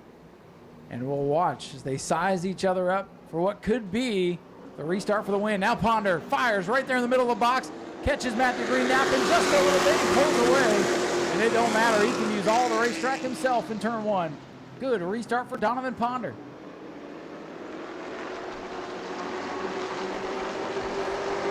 This time by it will be 20 to go. Matthew Green driving that car hard down into the corners. But Donovan Ponder so smooth up off. Ponder with 20 to go in control. The 50 car jumped into 3rd place on that restart. He got by Simons. Yeah, he followed the outside. He followed that outside restart. Whoa, Simon slips up. LeBeau gets by, and Fitzgerald is slow in the back straightaway. And they both slid up at the same time in the same line. It's almost like there is something out there on the racetrack. Well, Simon's the fast qualifier early today. He's slipping backwards. Fitzgerald does get down to the pits. Tough break for the early leader. LeBeau is now side by side with Chase Simons, and here comes Andy Nichols, who got kind of jammed up on the inside lane of that restart. Inside lane really at a disadvantage on that start. Well, the count around goes the 66 of Simons. The mallet goes around, and we got yellow. 42 laps complete. That was good driving by all three of those guys. That could have took out 3 cars at one shot there. Good job of everybody. Those two side by side might have bounced wheels there, and around goes the fast qualifier early today, Chase Simons, who's already collected $200 for his troubles today. Taking home the bonus money for setting fast time. Simons up into the Sportsman division for the first time this season. Up on the podium in his first race last month. And now to pit road. Might as well take it back there, get the car checked out. Yeah. Crew hopping out, take a look at it. He brought out the caution in. He had to go down to pit road anyway, just have it double checked. If they had tires, I'd throw those on there, give me a little more grip on this restart with, what is this, 18 to go. I'd be putting tires on whatever we had to try to catch the rest of them. That's what we'd be doing.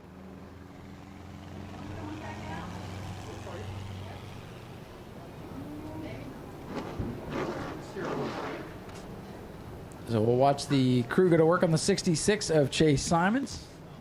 And it looks like Shane Held's going to come rejoin the end of the race. He says, you know what, it was boring sitting down there. I want to go racing for the next 18 laps. As we continue here under this caution, I'm going to thank some of our sponsors here at the new Smyrna Speedway, including Sorry Charlie's Corner Bar and Grill. They can hear us down there.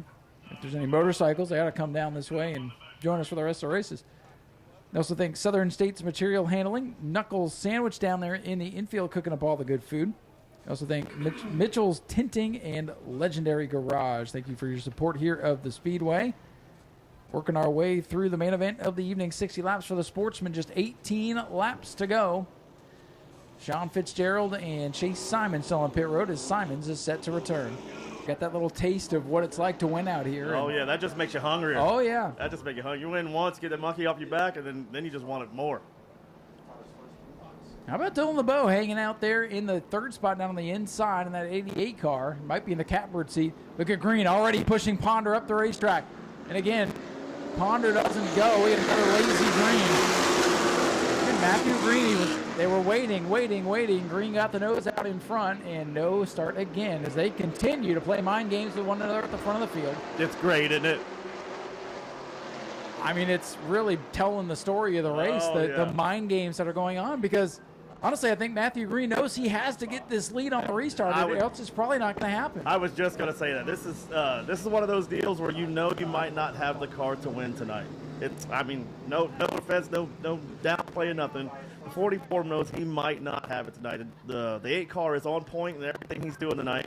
So if this comes into play, like you mentioned, it's a chess game now. He's got to do whatever he can, every trick up the sleeve. He's got to try to do something to make this happen. Yeah, and he knows that he'll get one false start. And hey, if he can make it work, he'll try to parlay it into a victory. Yeah, it's either do something, got to make something happen, or be content with second. And one wants to finish. And Matthew Green is never content with second. Matthew Green is never okay with second. And you saw when they came by the last time, still some hand signals between those two. Matthew Green with his hand out the window. I mean, that's typical Matthew Green. But yeah, I think he said, "Call me later." Yeah, we'll discuss. All right, folks. They're sizing each other up. 8 is the control car. He's the leader on the outside. That is his advantage. He gets to fire first in that box, William. And with 18 laps to go, he cannot make a mistake here. Cannot afford to give up this lead. Here they come into the box. You see Green's up the racetrack. They're tight on each other's doors. Green ain't even looking at the flag, but he's watching Ponder. Waiting for him to flinch. And what a great restart again by Ponder. They got him. Ponder in the 8 away with the lead. He's not going to allow Matthew Green to take his line away in the corner, and I think that's how he's going to win this race. Nothing better than an old chess match on the racetrack. Exactly what's going on. And Ponder's got 2 car lengths as they come around to put another lap up on the scoreboard.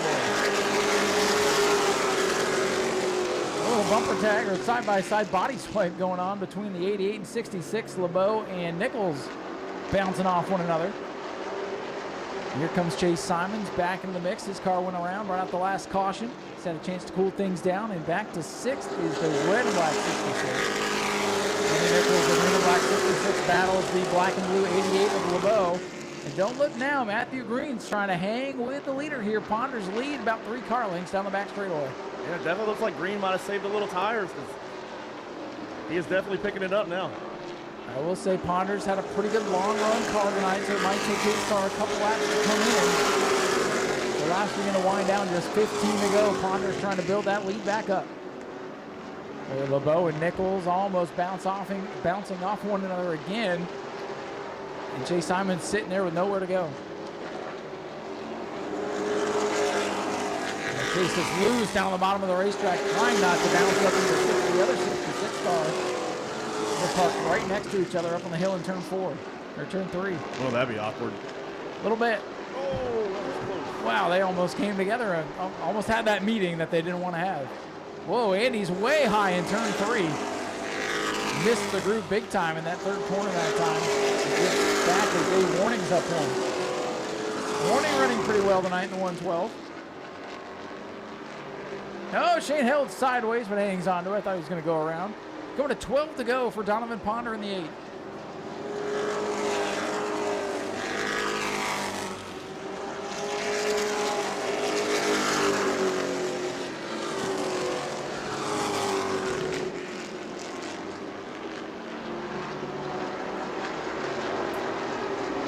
Donovan Ponder starting to open up that lead as we creep in on the final 10 laps of this one.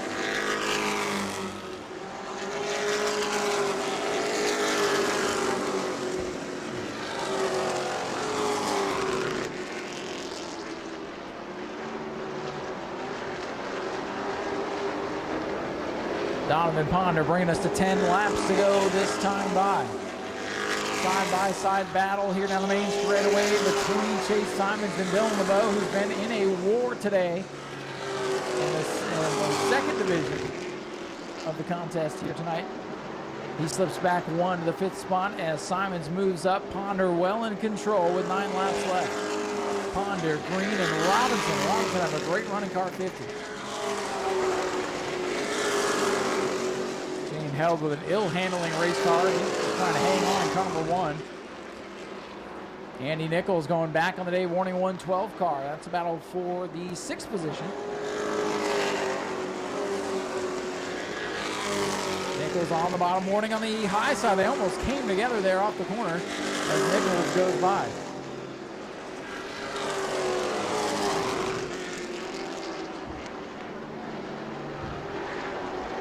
Another lap up on the scoreboard for Ponder. He's 7 laps away from winning this 60-lap main event.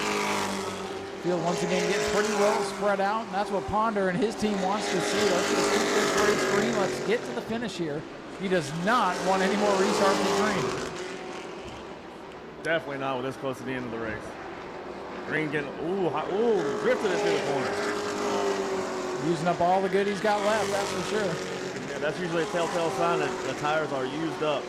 Walking it sideways out the corner there. He might not be leading the race, but he's the funnest to watch at the moment. A lot of these guys with the back end hanging out as you look through the field. But look how smooth the 8 car is up off the corner. Smooth operator. No doubt about that. With 5 laps to go, Donovan Ponder in control. And he just does not want anybody else to step out at this point. Ponder leads Green and Robinson. Look at the separation between the top 3 right now. This is what happens when all the good is used up in them tires. Everybody's just trying to hang on for dear life in this long 60-lap race. William, this is probably what it feels like at the end of one of those 100, 200-lap enduros. Yeah, I've won quite a few of those. And when you're up front running a 100, 150-lap race, you just keep staring at the scoreboard. You feel like you've been driving for an hour and you're only at lap 70-something. You're like, come on, let's go. Let's throw a red in this thing. Let's get somewhere. We're almost at the conclusion of this one. Popsicle sticks next time by for your leader. Donovan Ponder in control as he's been much of the night. A terrible qualifying run. Made it look like maybe tonight was not going to be his night. But boy, did they hit on the race setup tonight. Less than a mile away from victory for Donovan Ponder. Trying to make it back around to the white flag. And if he sees the white, he won't have to worry about any more restarts. Ponder comes down, takes the white flag. 1 to go for last year's champion, Donovan Ponder, looking for his first win of the season. Ponder off turn number 2, some traffic ahead, but I don't think he'll have to worry about them. into turn 3 for the final time. Last year's champion, Donovan Ponder, rallies from a poor qualifying effort to take the win in the Easter Hop 60. Matthew Green comes home second. Bryce Robinson is third. Fourth to the 66 at Chase Simons. Dylan LeBeau rounding out your top 5. Ahead of Andy Nichols, Dave Warning, Trace Reed in the 99, and then Shane Held in the 1, a couple laps down. Dominant performance by Donovan Ponder. He had that thing set on kill. Ladies and gentlemen, here comes your winner up out of the car. Let's make some noise for Donovan Ponder, your Sportsman main event winner. Take a bow.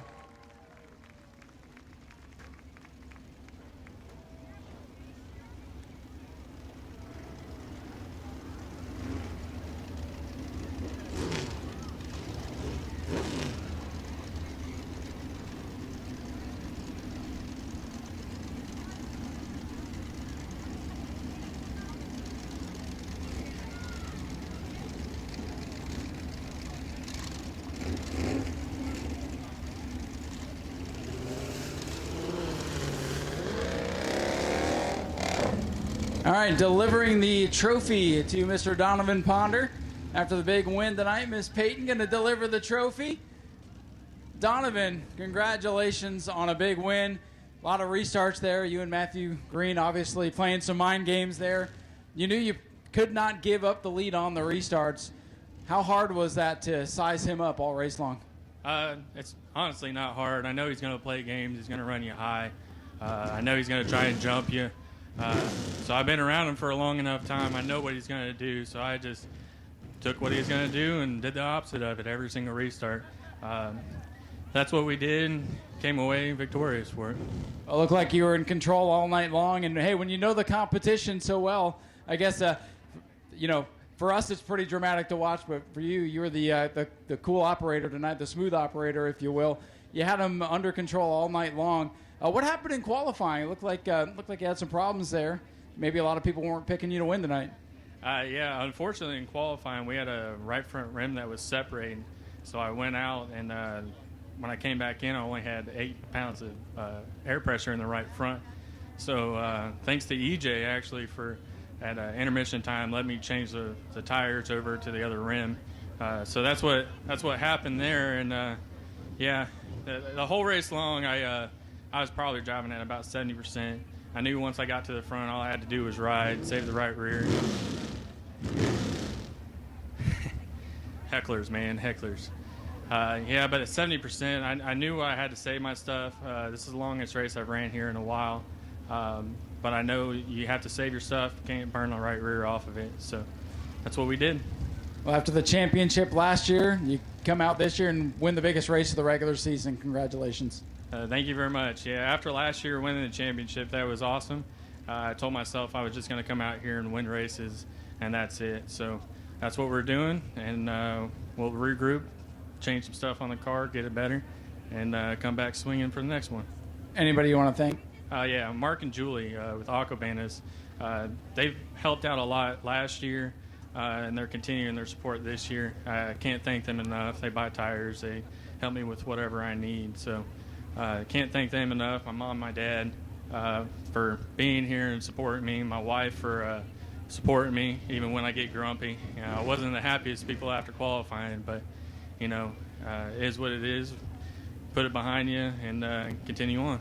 Well, this win makes up for that for sure. Ladies and gentlemen, give it up for Donovan Ponder, last year's champion and winner here tonight in the 60-lap main event. We'll head over and talk to Matthew Green, who brings it home in the second position. You heard Donovan's side of the story. Now we'll hear from Matthew, who is not one to mince words. Matthew, I was talking to Donovan about, the restarts. We knew it was going to be important. Whoever get out in front could probably control the race. You knew you had to keep him honest, and you were trying everything you had, but he got the best of you tonight. But still a good run for you guys. Yeah, there's the old saying, what goes around comes around. So next time I'll be the leader. We'll play the same games. The shifter fell out after that first restart, so I was kind of tired of cautions coming out because I knew I couldn't do nothing about it. But we'll get them next time. How many of you fans come out here to see anybody race 70%? You all want to see us raise 100%, right? That's what I thought. We were 100%. We missed a little bit tonight. I know he was 100%. He can say what he wants, but we'll get him next week. Well, there you go. Did that little bit of contact you guys made, a little bit of damage there on the right front, that affect anything, or was it all the shifter coming off? No, we just I'm not scared to admit we missed setup a little bit tonight. The longer run, we were catching him. He's getting free off. I wish the caution wouldn't come out last couple times, but we'll come back better. We decided last minute, middle of the week to run. I was down in the Keys working this week, and Dad called me on Thursday and said, well, if you come back early, we'll race Saturday. So I saw the card with the $5 entry. I figured there'd be plenty of fans out here, so I'll try to come out here and put on a show for them. We appreciate you being out here, and good run for you tonight. It's always fun to watch you come from the back. Yeah, it's getting old coming back. I'd love to just start up front one of these times, but maybe one day. But I'm sure these fans enjoy it, and that's what matters. So we'll come back next time. Well, they put on a show tonight. Give it up for Matthew Green. Brings it home with a solid second-place run tonight. We'll head over talk to our third-place finisher here real quick, then we'll get back to racing. Bryce Robinson, great run for you. We talked about you'd be happy with the podium tonight, and here you are, third place. A little roughed up on the side, but, hey, that's short track racing. Yeah, it's like you said, I was happy to get a podium. A win would have been great, but after that contact, the car just tightened up and it wasn't quite the same. But yeah, good consistency. It's what I said I was trying to focus on today, and I had that good, so I'm happy about it. Well, things are definitely wild. You were right there in the middle of a lot of the Hornets' nest today, and bringing home with a solid podium finish, and some good guys in front of you. What's it going to take to beat those guys next time out? Maybe Matthew cheating and getting thrown out again. That'd be good. A little that's the correct answer, right? Yeah. Yeah, if he wasn't cheating, I'd have beat him. But no, just a little more consistency. Like I said, it's just a thing for me. I'm still learning, so we're getting there. But it's getting better every time, so. Anybody you want to thank? I want to thank Chad Pierce for giving me just an amazing car today. It was the best car we've ever had here, so I'm really happy about that. Rice, congratulations. Third place for Rice Robinson. Keep your eyes on this kid. He's getting better and better each time out. Ladies and gentlemen, we're going to head back up top side. Get ready for the 602 modified main event that will be out next. Actually, they're out already, so we better go fast.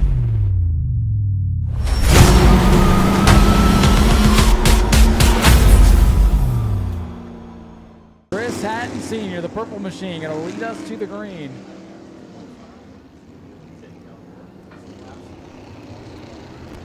This guy's looking to put on a good showing for the new sponsor, Mid-Atlantic Marketing. Good turnout here this evening. One of their biggest of the season. And the Daytona Dodge American Auto Pace car ready to peel off 25 laps for these guys. 20 coming up for the Bomber Bees. The Stephen Smith Incorporated.com Bomber Bees up next after this. Look at this stack up coming into the start box, and we are underway. Boy, look at Matt Garrett. 33 getting hooked up. And boy, the point champion from last year, Hank Baker Jr., is not going. The two, I don't know if that's what caused the stack up or what, but that car has not come up to speed. The Paramount Medical Billing car does not want to get up to full song here. And we will get lap one in the books as Hank Baker Jr. pulls it in the back straightaway. 3 wide for second, and Jarrett takes the spot. Hansen gives him a shove up off turn number 2. Matt Jarrett, the heat race winner, rocketing towards the front. Oh, and look how the 51 almost turned him around. I don't think Hansen liked that move, and Matt Jarrett pulled in turn 1 a lap ago. Matt Jarrett trying to close in for the race lead. Watch the 09 out of the back of the field. That's the most recent winner. You got what we call the winner's handicap. You go to the back in the next regular season event. Here's Jarrett looking low. Jarrett in turn number 1. Can't get it there, but he's going to drag race with Senior down the back straightaway. Jarrett and Senior, bumper to bumper. Hatton pulls the 88 to pit road, and we got a new leader in turn number 4, Matthew Jarrett, away with the top spot. Jarrett from 5th on the grid, away with the lead. He may be tough to beat here this season.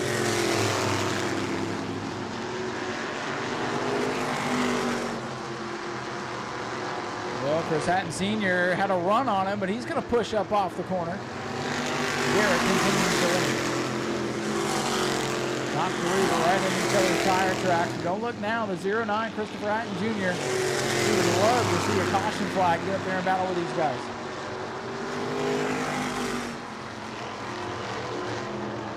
Whoa, look out, the 06 way down and out of control, down through the grass. Look at the tire marks. Oh, look out, something else is going. And he made contact with the tire. And he's come to a stop. Yellow flag is out. Yellow flag is out at 99. I don't know if something was down on the racetrack because he did just what the 06 did a lap ago or a couple of moments ago. The 99 found the wall down there on the inside, and that is not a fun place to find, I can tell you that much. That's about as makeshift a wall as you can make a wall shift. See the official down there going to circle the car, check it for any potential leaks. And again, if he's deemed good to go, he'll get back up into the second spot. Let the car sit for a moment, pull it forward, check for any puddles, and we'll report back.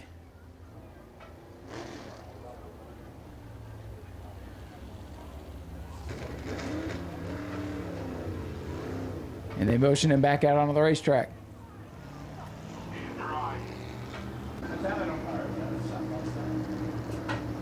Getting ready here for the restart. 6 laps complete. Field has thinned out a little bit of attrition in these first 6 laps. But watch the 09, Chris Hatton Jr. Let's see what he can make happen here. Nice even restart. Whoa, and Hansen not giving Jared much room. They almost come together. It's going to be a tough entry. They bang the Nerf bars down in the corner. Hansen in the 51. Jared in the 33. No love lost between those two right now. A wild restart, but somehow they're making it work for now, and Jarrett hangs on to go back out in front. And here comes Christopher Hatton Jr. down the 09. Hatton in the 09 car slides back to the runner-up spot. Hansen slides back to third, did not give Matt Jarrett much room on the restart. And look at this for the lead. Whoa, Hansen, hang on to it. Boy, the 51, that's the same spot. We've seen 3 cars now get trouble in that same spot. Carter Blue tiptoes around the outside. He's got third for a moment. Oh, no, look out. Trouble into the wall. Blue up into the air. Big crash in turn 2. Yellow flag is out. And we got a fire under the hood of the 51. Little flash fire. Fire truck immediately on the scene. A scary crash there. Hansen and Blue tangle. And Blue's car went flying through the air after it made contact with the wall. Boy, the 51 of Hansen almost. You know, he probably wishes he did spin in turn 3 as the fire gets extinguished up there. Good work by the safety team to get there. And it's tough here at this track being so big, and a lot of the infield is taken up by race cars. It's not easy to navigate, and they did a great job to get out there quick, put that fire out. Looked like a little flash fire, just something getting on the headers there after the contact with the wall, but still. A scary moment here. 8 laps into this 25-lap race for the Mid-Atlantic Marketing 602s, and now come to rest in turn 4 under the red flag as we clean this up.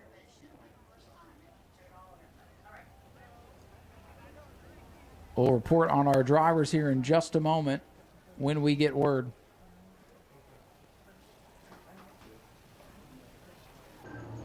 Looks like Sportsmen are starting to roll away from Tech now, so we'll let you know what the verdict is there in a moment. But let's try to finish off the 602 modified feature. 8 laps complete, 25 laps the scheduled distance. And only 7 cars remain. Here they come off turn number 4. Matt Jarrett, your leader, hits the hammer down the hill he goes, and away with the lead. Matt Jarrett, 33, your leader. Chris Hatton Jr. chases him through 1 and 2, and they'll go through the speedy dry. Kick up a little dust there on the back straightaway, but it looks pretty good. For the lead, whoa, Hatton had a shot there, but couldn't make it stick. Matt Jarrett in the silver car continues to lead.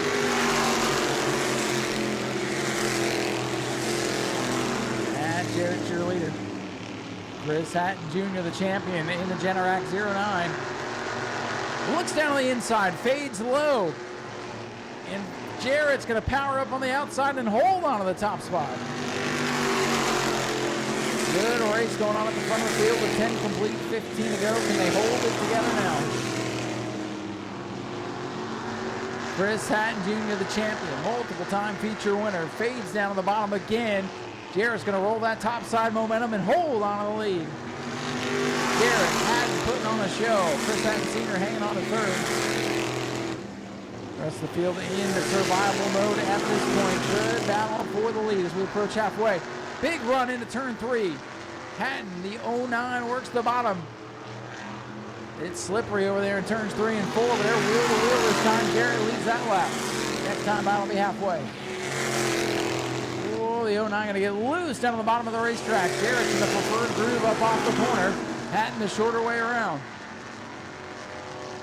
Hatton puts a wheel in there. They are bumper to bumper. Whoa, we got one in Sparks down the back straightaway. At the line, Jarrett continues to lead. That's the 69 car who's up in Sparks. Jarrett Hatton, not sure what happened there. Watching this great battle for the lead. We stay green as that car tries to get pit side. Dead even for the lead. Jarrett upstairs, Hatton on the bottom. Slipping and sliding, they almost come together. Hatton leads that lap. Jarrett fighting back, now goes back down to the bottom. Watch the crossover move here. Can't make it stick. New leader back straight away, the 09, Christopher Hatton Jr.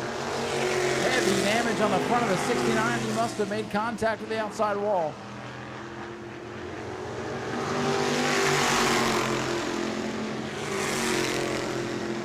Christopher Hatton Jr., the leader, throwing Sparks now at his competition as Jarrett falls back. Chris Hatton Jr. from the back of the field, looking for his second feature win of the year.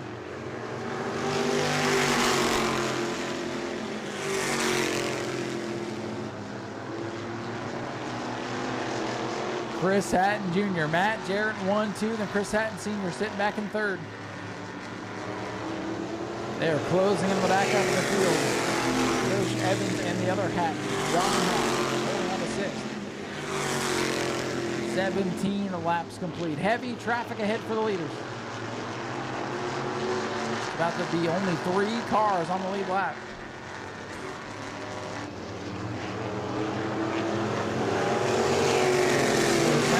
To the line, 18 now complete. Slow car staying down on the bottom. Leaders in clean air now. Chris Hatton Jr. looking to pull away here over the final 7 laps.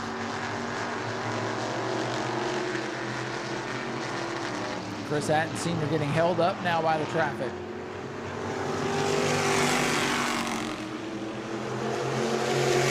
The third place car boxed in now as they go into turn number 1, losing all kinds of time to the leaders.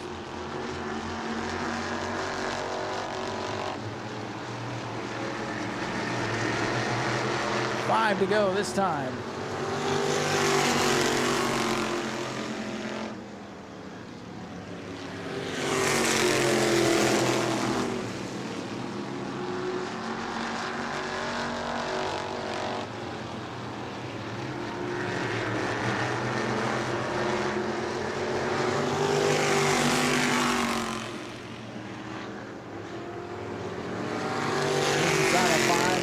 Goes the 88 of John Hatton shuts down the silver car to the pit.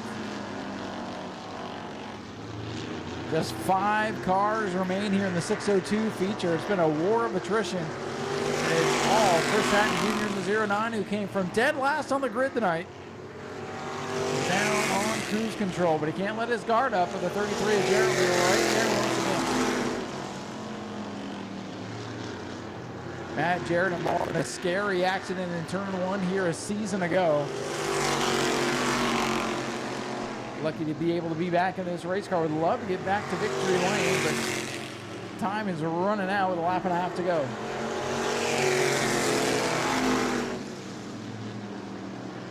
White flag set to fly this time for Chris Hatton Jr. in the 09. 1 to go for the Generac machine. Chris Hatton Jr., the champion, the former champion, and the current point leader. Looking to go back to victory lane for the second time this year as he goes in turn number 3. One last shot for Matt Jarrett. He's not going to get him. Whoa, hang on to it, Matt. Checkers are out. Chris Hatton Jr. wins it. Matt Jarrett comes home in second. Third, we'll go to the 06 for Chris Hatton Sr. And it's Soch and Evans rounding out the top 5. Ladies and gentlemen, here comes your winner, Christopher Hatton Jr. in the 09 from the back to the front for his second win of the season. No, Christopher, great battle there with Matt Jarrett, but once you got out in front, he had nothing for you. And we had to pass a lot of cars tonight, starting in the back, and good news is you won. Bad news is you have to do it all again next time. Yeah, it's a good cycle, but it keeps the mix up. But yeah, I'm glad Matt's here. He's on 10s too, so I'm on 15s, so he was really fast. And he's always clean with me. I'm always clean with him, I think. And we always have fun. And Dad was doing good, and everyone else was doing good. But some spins and some wrecks, but I think if we clean it up, we'll have a good 6-7 pack race. Well, you guys had a nice field of cars here tonight out in front of a new sponsor trying to help you guys out, get some recognition. And it was a good turnout, a little rough race, but a great race between you and Matt. Yeah, no, it was a good race. Thanks for having us. And yeah, Mid-Atlantic Marketing. Dave, he was here. I think he's walking up, but put out a good purse for all of us to come back, and I think we'll have a lot more cars. Do you have anybody you want to thank for all the help to get you here tonight? Yeah, everybody. I mean, my dad, Generac, cousins, friends. It's a family thing. So a lot of work goes into it, but we're getting there. Well, the hard work pays off. Congratulations on another win. Thanks, Ryan. Ladies and gentlemen, Christopher Hatton Jr. gets it done here tonight in a great battle with this driver over here, Matt Jarrett, in the 33. Well, Matt, it's good to see you back out here in this 602 mod. Had a pretty good hot rod tonight, but Christopher was tough to beat. But you and him were locked in a great battle. It must have been fun running side by side. We had the lead. I like it. One spot better, I think we'll be better, but first time back out here with this car in a while, and it's second place, so can't complain about it. I got to thank Shane, my stepdad, for letting me drive it. Real Valuable Repair, HBS Shocks, SNS Garage, everybody right here. My brother back there who did a ton of work on every car this off season, so it was fun.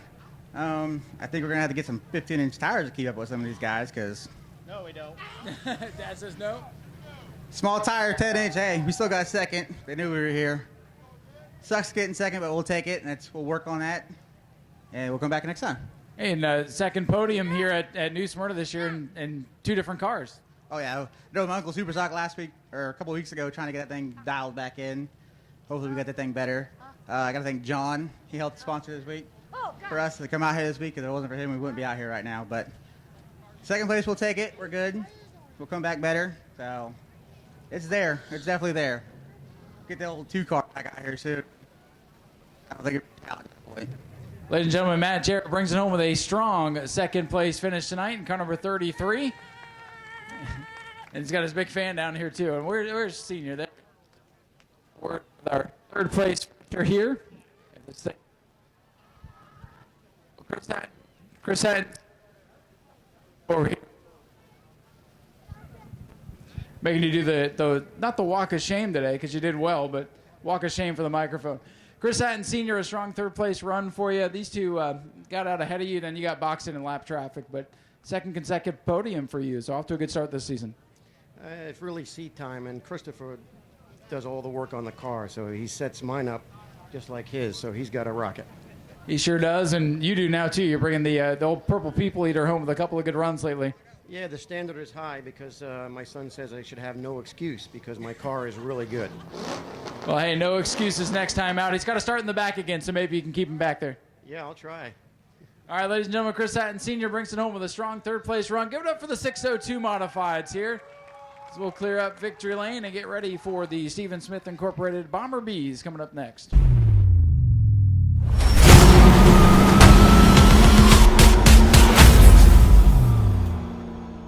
With a driver change and the fact that he's the most recent winner anyway. So with the other driver changes, they're behind him. A couple of other cars dropping to the rear. Scovern came to the rear, so the lineup getting shuffled around a little bit, but the scorers have reviewed everything, and we are set to roll.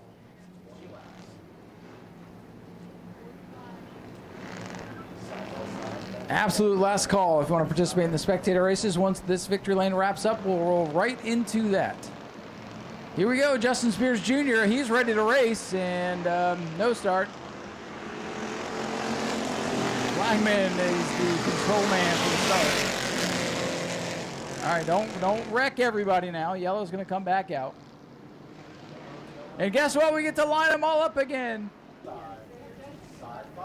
Didn't even have to play the song twice.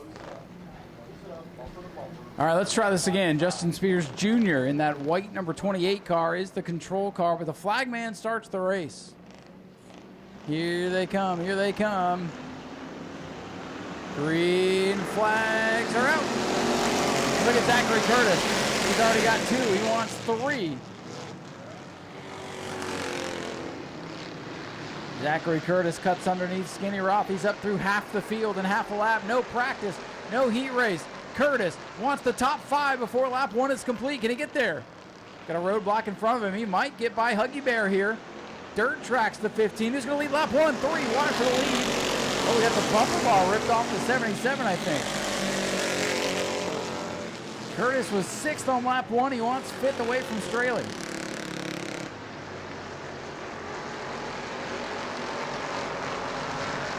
Curtis up to 5th in the 15 car. Spears, your leader.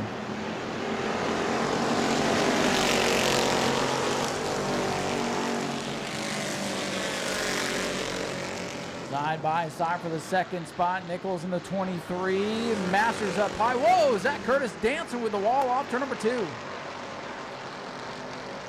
88 car brings it to pit road.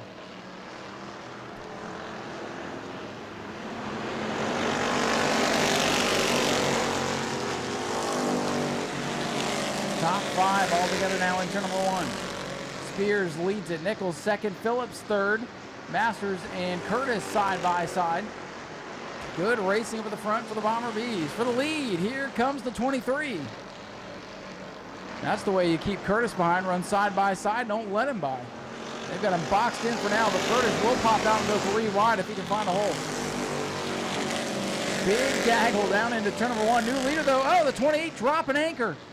28 of Spears did not have a good turn 1 and 2, and he drops anchor back to 5th. Curtis up to 3rd. Your leader now, the 23 of Tim Nichols. Tim Nichols in the 23 is the leader. Phillips in the 12 looking pretty racy here.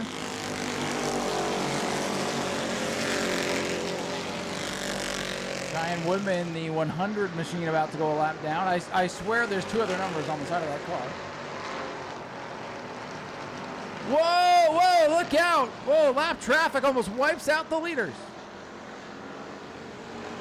Close call. Everybody skates it up the hill and survives.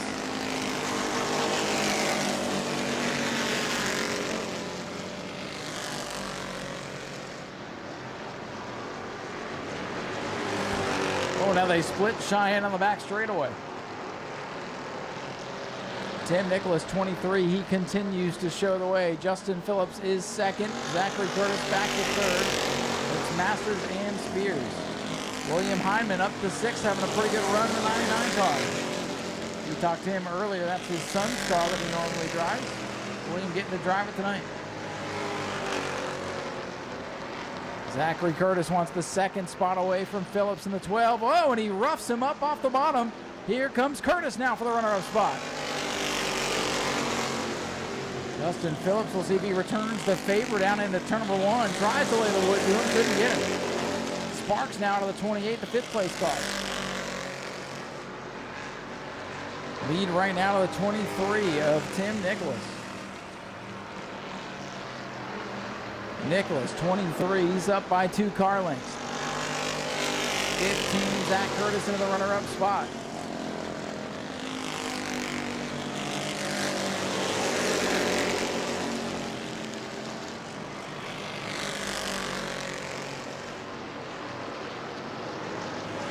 Zachary Curtis into 2nd, starting to close in on the leader as we come to the halfway point.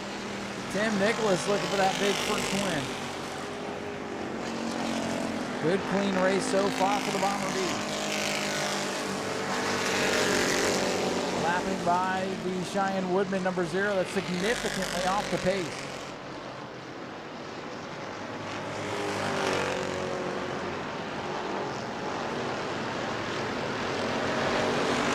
Nicholas continues to lead, but Zachary Curtis is putting the pressure on.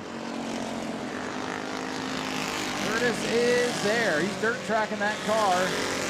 He's doing just what he needs to get up to the front with 11 laps complete.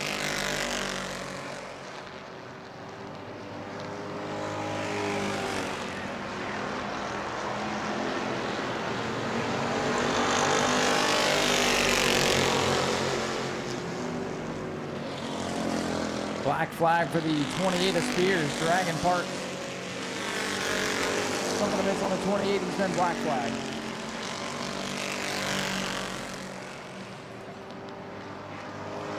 Battle for the lead continues to brew. Zachary Curtis now on the bumper. Justin Phillips trying to close in on them. 13 laps complete. Black flag again for the 28. Curtis took a look for the lead, couldn't get it.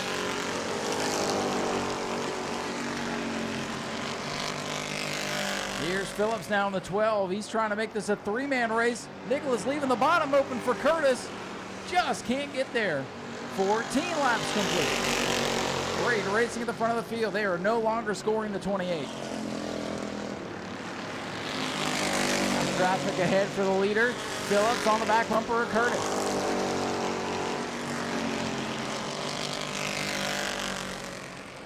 Tim Nicholas trying to hang on and get that first win. That's a former championship winning car in the number 23.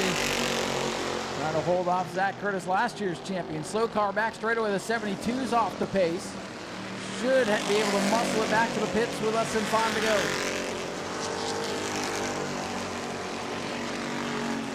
Nicholas, Curtis, Phillips, nose to tail. Here comes Zach Curtis down to the bottom, down on the apron of the racetrack. They touch. Nicholas hangs on to the lead. 4 to go. Zach Curtis trying to make anything happen here at this point. Tim Nicholas trying to hang on for his first win. They come up on the wounded number 49 at Jason Strogan.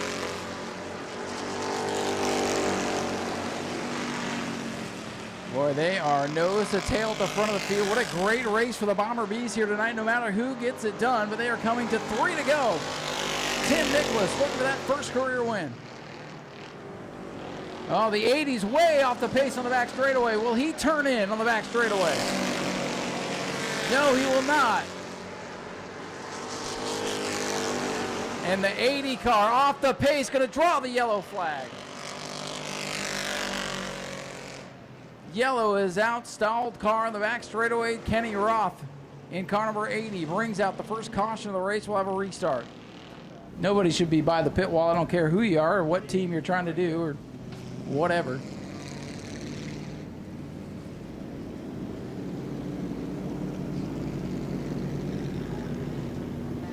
And Gage was trying to wave in the 28, but we still can't have people up on the team members up on the pit wall there. Okay, there it is. There it is. All right, scoreboard is just adjusted back to 17 complete. 3 laps to go for Tim Nicholas, 23. Zach Curtis on his outside. Who's it going to be? Here they come. They bounce off each other coming up through the gears. Zachary Curtis gets the nose down in front. Tim Nicholas on the bottom. Cannot hold off Zachary Curtis. Curtis away with the lead by 2-3 car lengths. Battles on for third as Larry Masters tries to get up on the podium here in the closing laps.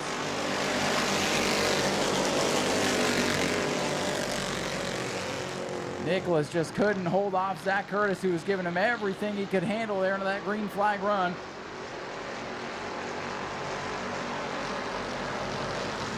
This time by the white flag will fly. Who's going to hang on for the final spot on the podium?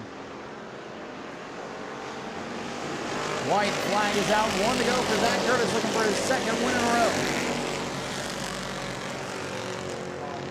Zero car, really, really slow off turn number 2. Field going to fly by. They caught her in a good spot. Final trip through turn number 3 and off corner number 4. No practice, no heat race, no problem. Zachary Curtis goes back-to-back and gets his second win of the season. Tim Nicholas second, Justin Phillips third. I believe Michael Say came home 4th, and then Larry Masters rounding out the top 5.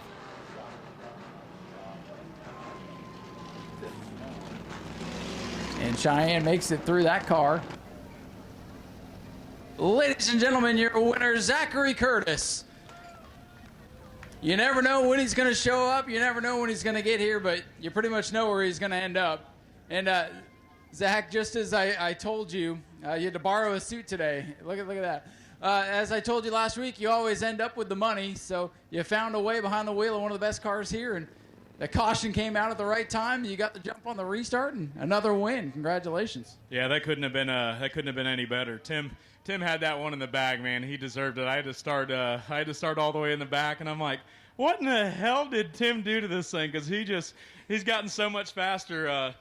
Me and my wife, we went out to dinner. We came up here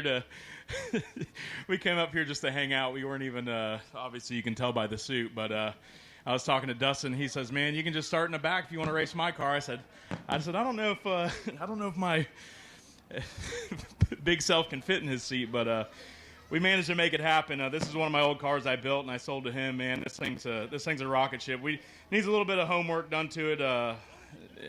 Needs a little bit of work. It's a little tight, but we'll get it figured out for him. All that, and you get fireworks to boot from the peanut gallery across the street. How about that? Yeah, I seen that. Man, I got to thank Dustin for letting me drive this thing. My wife for putting up with my BS. It was date night tonight, like I said, and here I am out here racing in Victory Lane. But got to thank Frank and Holly of Bougie Motorsports, everybody else that helps out on Dustin's car. The Spears, they were trying to give me a suit, and ended up, thanks to Jarrett Corpy, he's the big man that took care of it. So, and thanks to all the fans that stuck around. I hope you guys like that show. Well, hey, it's a good-looking suit. Thank you. Ladies and gentlemen, give it up for Zachary Curtis, your race winner tonight. Back-to-back wins for him. There's Dustin, the man that gave up the seat. There's Jarrett, the man who gave up the suit. It's all coming together, and it almost came together for runner-up. Tim Nicholas, second place. You did not need that caution, did you? No, nobody running out front wants to see a caution, but it happens. Well, before I forget, let me thank my wife for working while I'm racing, and Scott Myers at ESOB Welding, Mark Miller, and Jay Woldridge that owns this car for letting me drive it. Well, you had a heck of a run tonight, holding off Zach Curtis, coming to a couple to go. I think if you keep running like that, a win is just around the corner for you. Oh, yeah, that'd be great. Well, hey, keep at it. He's tough to beat. Oh, yeah. Maybe he won't show up next time, but either way, maybe he'll just go out and beat him, right? Yeah. Well, that'd be the plan. Tim, great run tonight. Tim Nicholas coming up just short tonight in second, but a good run for this number 23 car. He's going to get a win here, I believe, before the season's out. Good to see this driver with us, Justin Phillips, bringing it home with a nice third-place run tonight.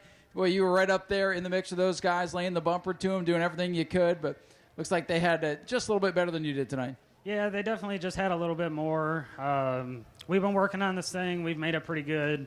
But shout out to my parents at Tuned Up Services and my wife and son back at home, and we finally made the podium. So I guess that's something to celebrate. Well, and those guys, they run here all the time. You don't get to. So for you, that's kind of got to feel like a win. Yeah, a little bit. Last time, a couple weeks ago, we ended up fourth and got second after Tech. So maybe we'll go from third to first this time. Hey, it could happen because, as you just said, we've seen it. It's good to see you out here. Congratulations on a good run. Thank you. Appreciate it. Ladies and gentlemen, Justin Phillips brings it home with a nice, solid third-place finish. And that wraps up the StevensmithIncorporated.com Bomber B portion of the program. We got Spectator Racing coming up next. You guys ready for some Spectator Racing? All right, we'll let Victory Lane wrap up here. Our spectators are down there. And what we're going to do is we're going to send two cars out. It'll be a one-on-one match race. The winner will move on. The loser will go home. And we'll run them until we've only got one left. Somebody's going to take home at least $100 for the win here tonight. And as we saw during intermission, this microphone, when we got down to this end of the Speedway, wasn't working too well. But we'll figure out who the drivers are. We'll send them off, and we'll see what happens. We'll have a little bit of fun here in just a moment.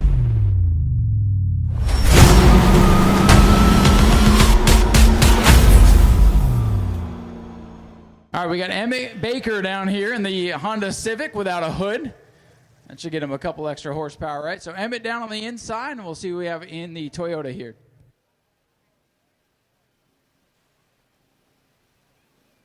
We have Devin Dorton up here in the Toyota. So we have Devin in the Toyota. And I've already forgot the name on the inside. So that is Emmett Baker down on the inside. So they will wait for the green flag. We'll see who's going to make it back around. Green flag is out.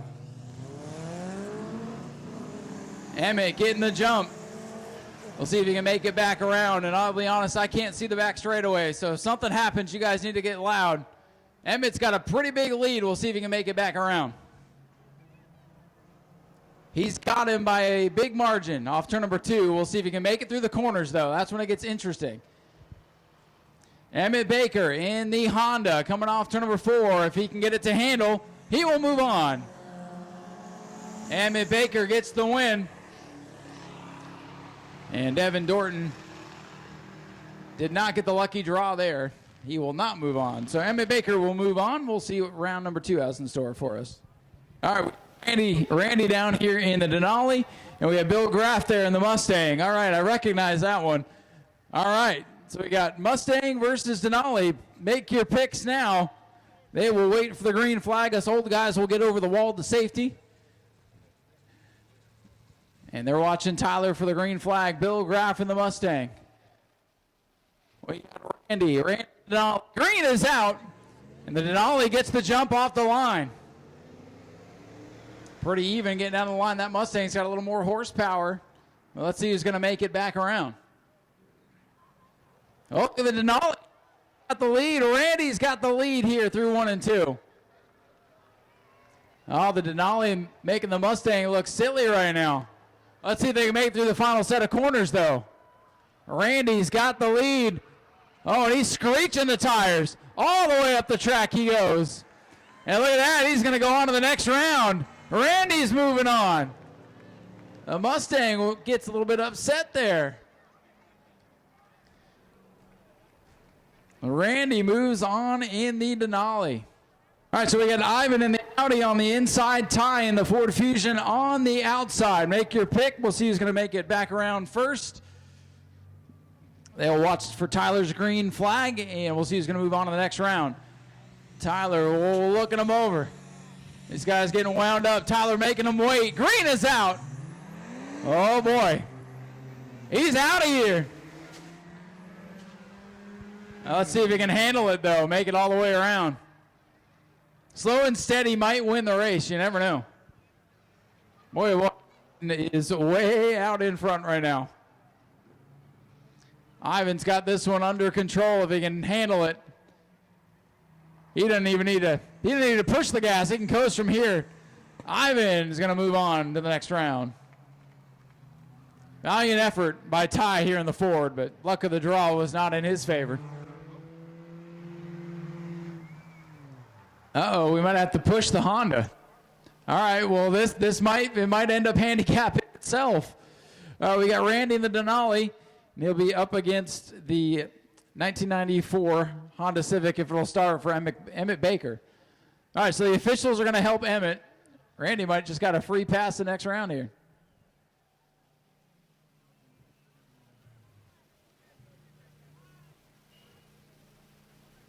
And we'll see if this works. Oh, there's the push start. And they'll watch for the flagman here, but we get everybody to safety.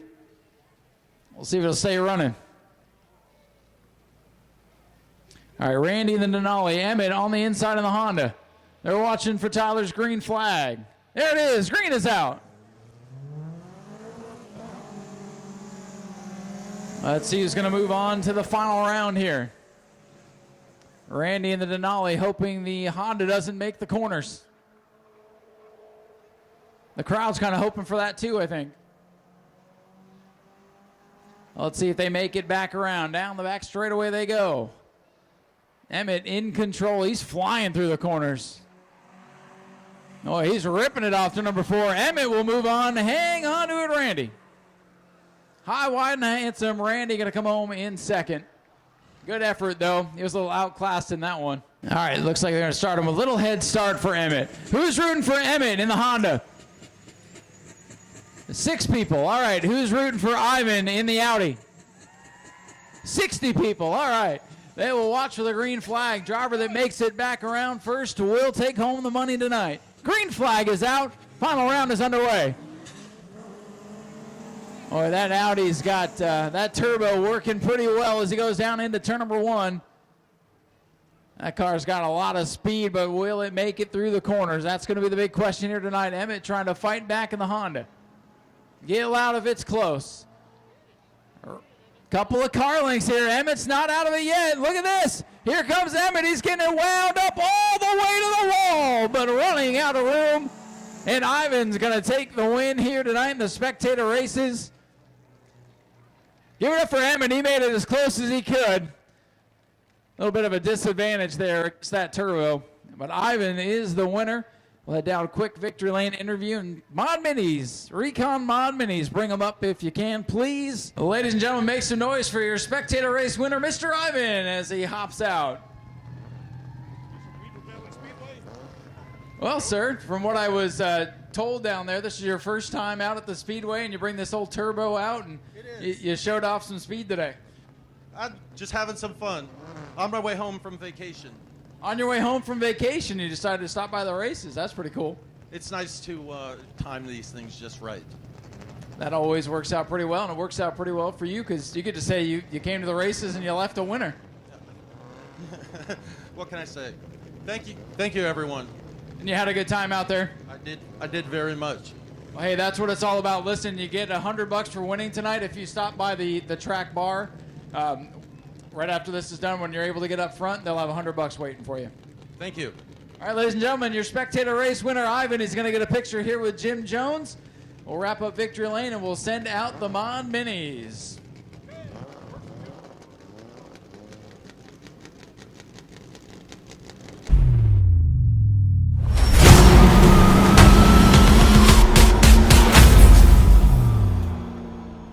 Tough break for Mark Road just as we were coming to the one to go.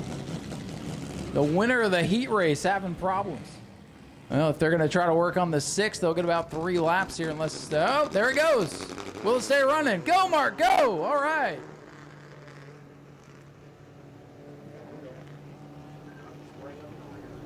All right, so the 6 will have to go to the rear. He did come down the pit, so he'll give up the 3rd starting position. Watch that 14, the one with the red numbers, Chris Stallnecker. That is the most recent Mod Mini winning car when Clint Foley drove it to victory. We're going racing this time by 20 laps for the Mod Minis.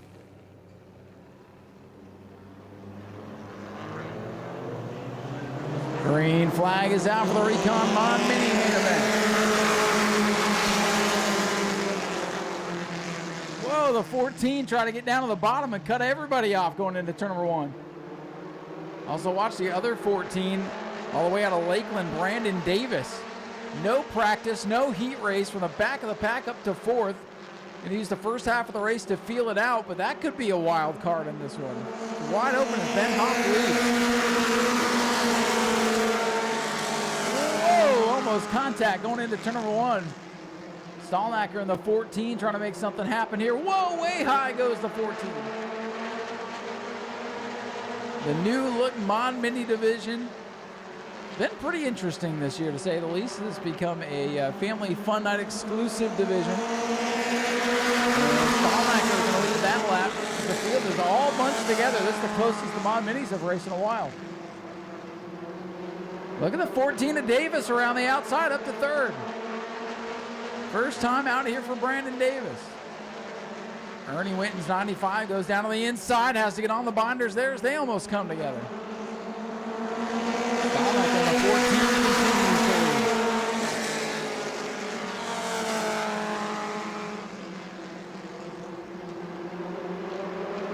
lead. Davis and the other 14 working his way to the inside of Ben Hoff for 2nd.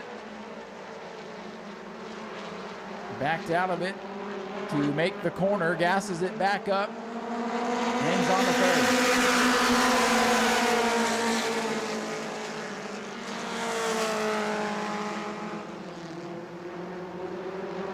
James Stallnacker in the 14, showing the way. That's the car with the red number 14. Davis in the other number 14 around the outside, looking for 2nd here. James Stallnacker will lead. Brandon Davis out of the back of the field. Trying to make this a battle of the 14s.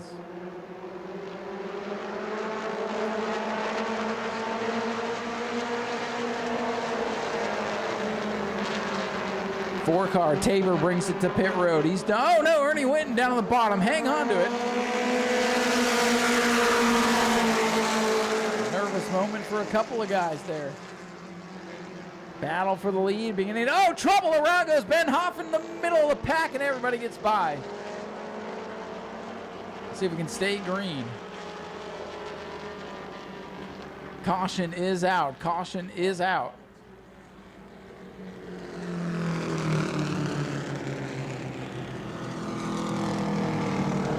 '73 able to fire it back up. Caution is out with 6 laps complete.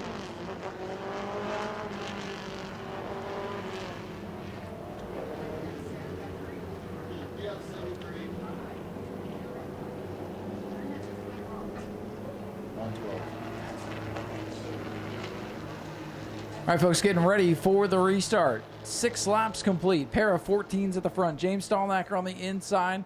Brandon Davis on the outside as we get ready to go back green flag racing. And the green flag is back in the air. Look at Ernie Whitten to 95 from third. He wants the lead, and he's got it. Boy, he found another gear in that car. Stallnacker trying to go back at him. He's sideways on the bottom of the racetrack. One car sideways on the bottom, another flirting with the outside wall. That was the 73. James Stallnacker had a tough second corner, and you see these cars very momentum dependent. Uh-oh, a little smoke coming out of the Davis car. Uh-oh. The 14 of Davis showing some smoke here down the front straightaway. We got to keep our eye on that. We'll know real quick behind him if he's really throwing some grease out here. A lot of smoke out of the Davis car. Oh, that right rear tire is looking a little shiny. 95, Ernie Whitten with a great restart trying to parlay that. And I think the 14's laying down on the back straightaway. Man, Davis in the 14 might have had a car capable of winning, but he's got problems now. Might be blowing it up. 14 to Davis needs to bring it in, getting the black flag.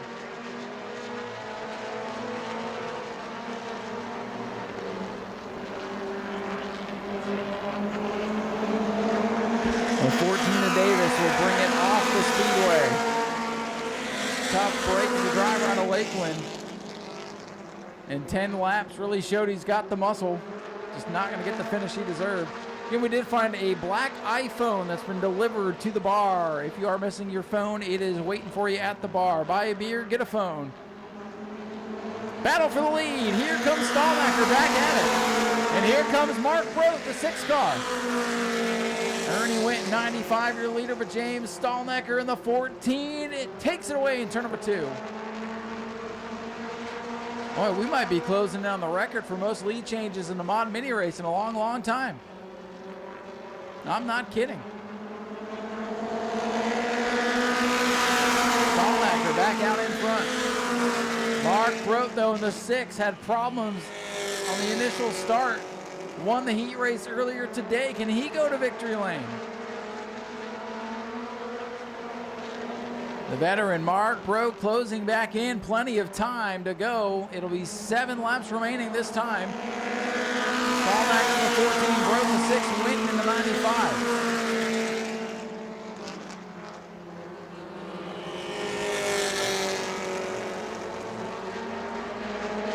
That 14 car was in victory lane here last month during Family Fun Night with Clint Foley behind the wheel. Stallnacker back behind the wheel of his car tonight, trying to get his first career win. That'll heat up for third. Ernie Whitten got that huge restart. Went to the lead, now beginning to fade as the 73 Ben Huff tries to pass him. He'll get him. Ernie Whitten's car starting to fade. Problems with the 95.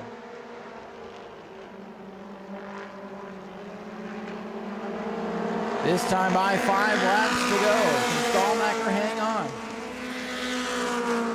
James Stallnacker in the 14 looking for his first win out here. Mark Brote looking to get to victory lane as well.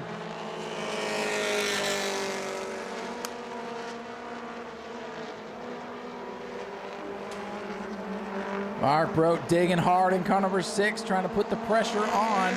Laps winding down, lead about 3 or 4 car lengths for Stallnacker. Oh, around goes the leader. Stallnacker turns it around and he's still running. Mark Brote to the lead. The 14 of Stallnacker goes around and stops on the back straightaway. Yellow flag is out. The leader goes for a wild spin. Penalty for the 73 of Hoff. 14, you got one more chance. Pace car will pull off. Mark Brote with the lead. This looks like an old school, early 2000s restart out here when they used to do a single file. Here they come, off turn number 4 with 4 to go for the Recon Mod Minis. Protect the bottom mark. The 95 can get going on the start, let me tell you. Mark Brote away by 2 car lengths. It would only be 1 in a Sportsman, but it's 2 of these things.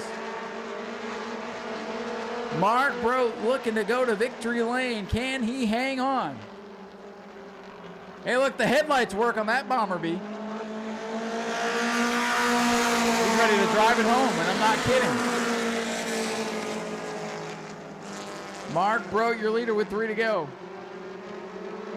What a story this would be as Ernie Winton begins to struggle again. Stallnacker trying to come back up through the field.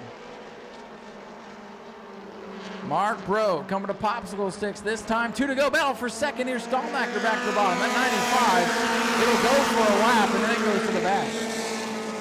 Tough break for Ernie Winton. Whoa, Stallnacker again almost goes around. Whoa, Ben Hoff, where are you going?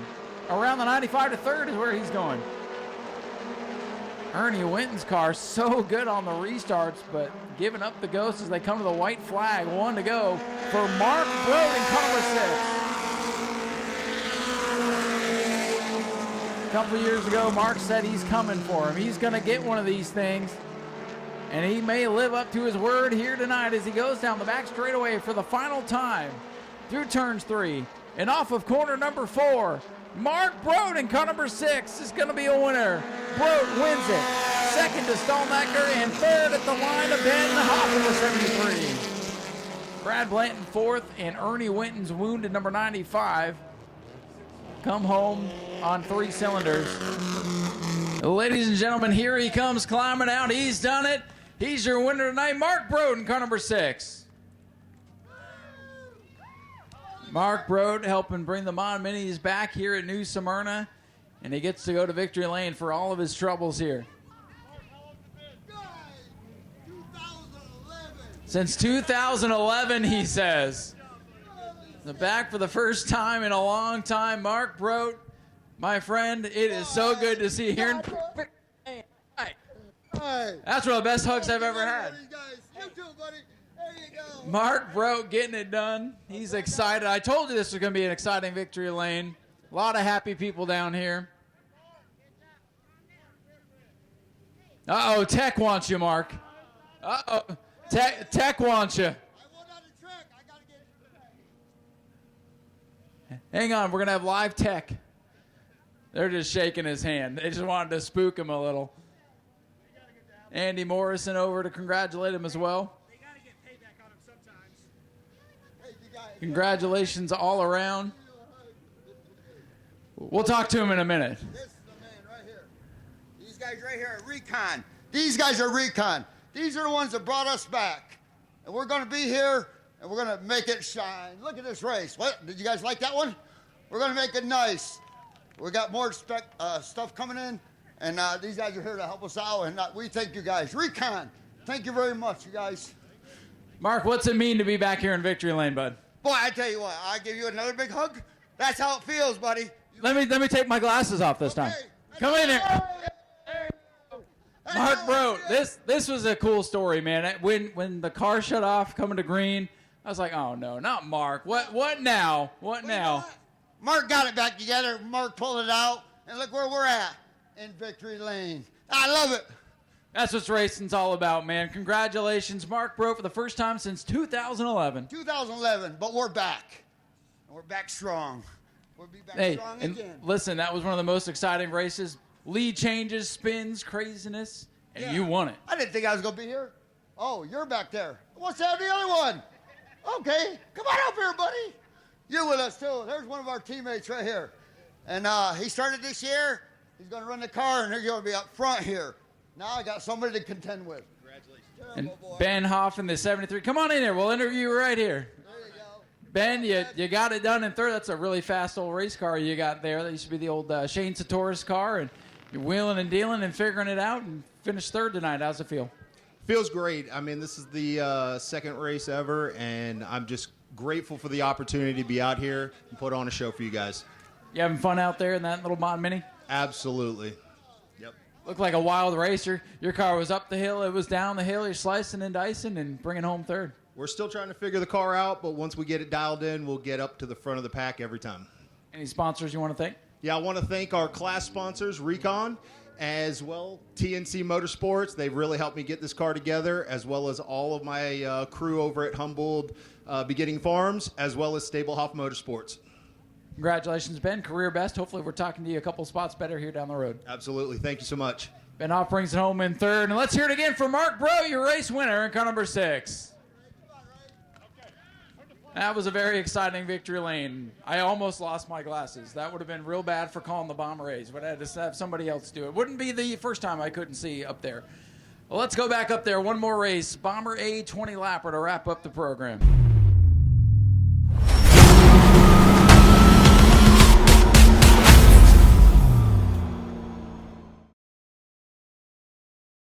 All right, folks, lights are down on the pace car. We're ready to go green, hopefully, for the final time here this evening. 20 laps for Blackjack Seal Coating Bomber A Division. And if you hear the police sirens go off, it means somebody in the top 3 has broke out. So we'll watch the stopwatch. We'll watch the action. We'll see how it all plays out. 20 laps or midnight. That is what we're going to do. Tyler Vickery, the rookie. Going to get swallowed up here by the veterans. Double rings in the air. They go down into the corner, and Vincent Cortez away with the lead. Vincent Cortez, 23, one of the fastest cars out here. Might be a little too fast. 88, 3, 11, 14, 5 have been the fast cars here throughout the season. Missing a couple of guys, couldn't be here due to scheduling conflicts. First lap of the books, everybody's good. No breakouts that time by Vincent Cortez, your leader.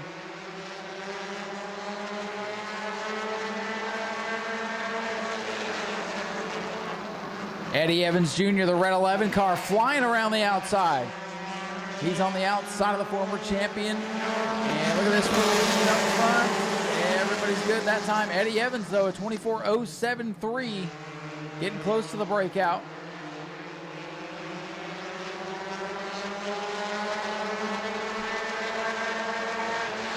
Vincent Cortez, the leader. In the blue 23, Eddie Evans, the Dale Earnhardt lookalike machine, wants the lead away. And here comes his son right up into the back bumper of him. Eddie Evans Jr. just ran a 24.031, pushing his dad to the front.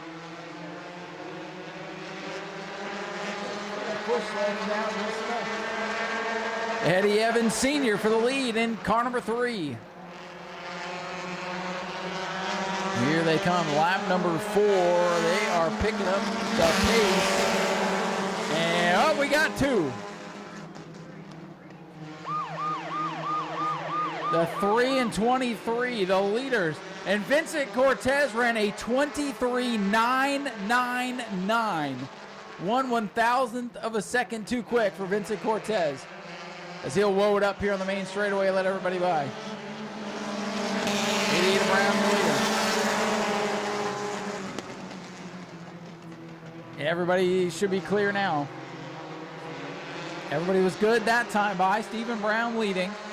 Eddie Evans Jr., the Eagle, up to second, and Mike Austin in the 5. Remember the heat race he had earlier today. They've got that car fixed back up. Here's Monroe up in the top 3 for the first time. Oh, we got one.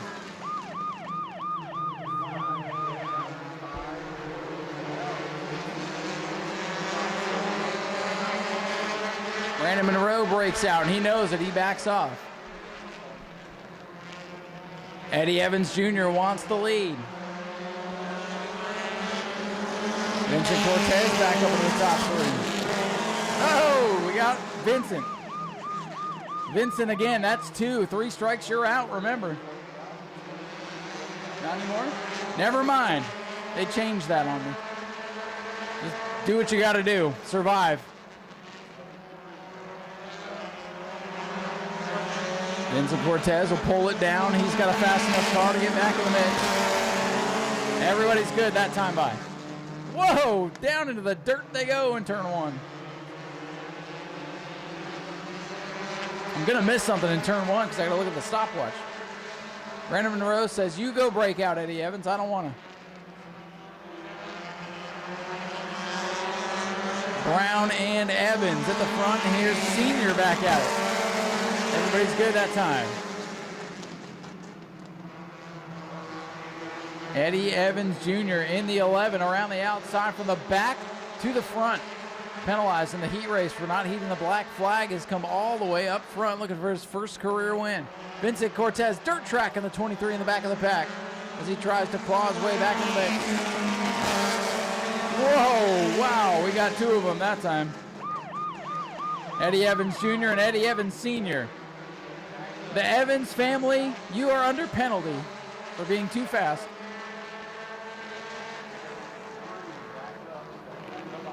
The junior and senior. Junior just ran a 23.6, ladies and gentlemen.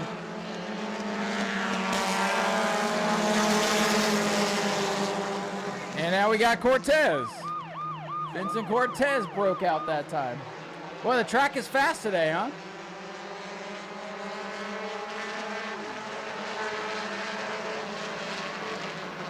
Cortez goes to the high side, lets everybody by. Now Michael Austin gets up in the top 3.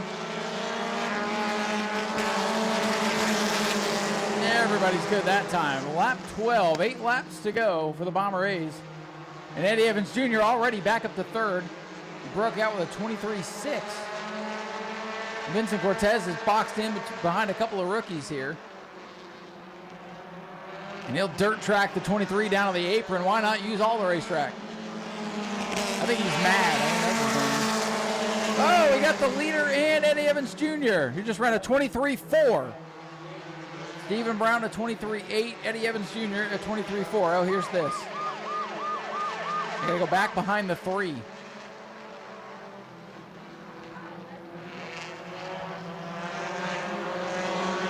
All right, we'll check the times this time. All good. Eddie Evans Jr. coming back up through. The problem is he might be coming up through a little too quick. He's got to back it down just a little bit here, as Brandon Monroe is your leader. Checking the times at the line. Oh, Eddie Evans Jr. broke out again.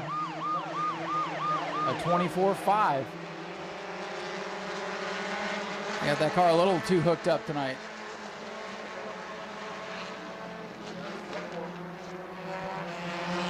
Coming to the line, it'll be lap 16. Brandon Monroe, the veteran. Oh, we got the leader.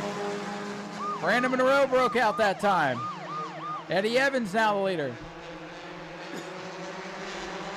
It's a wild game of chess out here. They are 3 wide. As Eddie Evans Jr. is just flying in car number 11. Monroe should get clear here on the front straightaway. No breakout that time. Monroe is clear. Everybody's back in the mix here with 3 laps to go, and it's the 3 Eddie Evans Jr. leading. Vincent Cortez and Mike Austin, your top 3. Evans back there in 4th.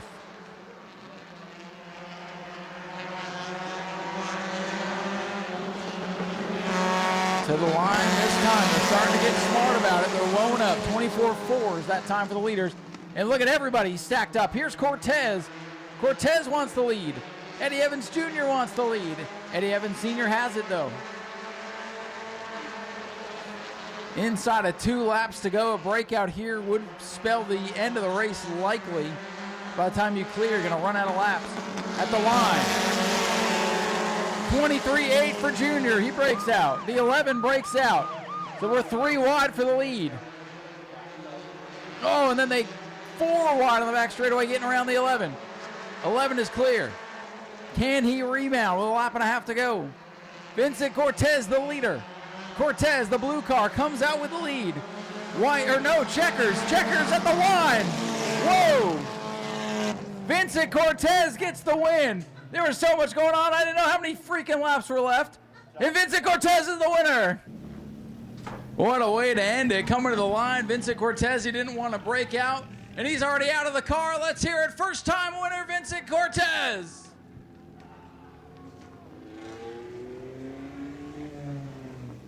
Oh, he backed it way up there, coming to the checkers. They almost got him. Stephen Brown comes home second, Eddie Evans third, Monroe and Austin the top 5. Vincent Cortez has had a couple get away from him this year, but not tonight. And he's coming up to celebrate. Man of the people. Gonna celebrate with his friends up here. Gonna get a Coke bath if he ain't careful. Let's go to victory lane.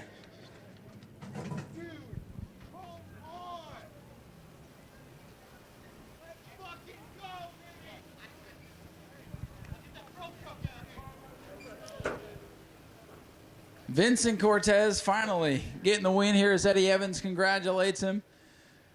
Well, I'm not going to lie. When you go back and watch it on the video, your guys coming to the checkers. I don't know what lap we're on.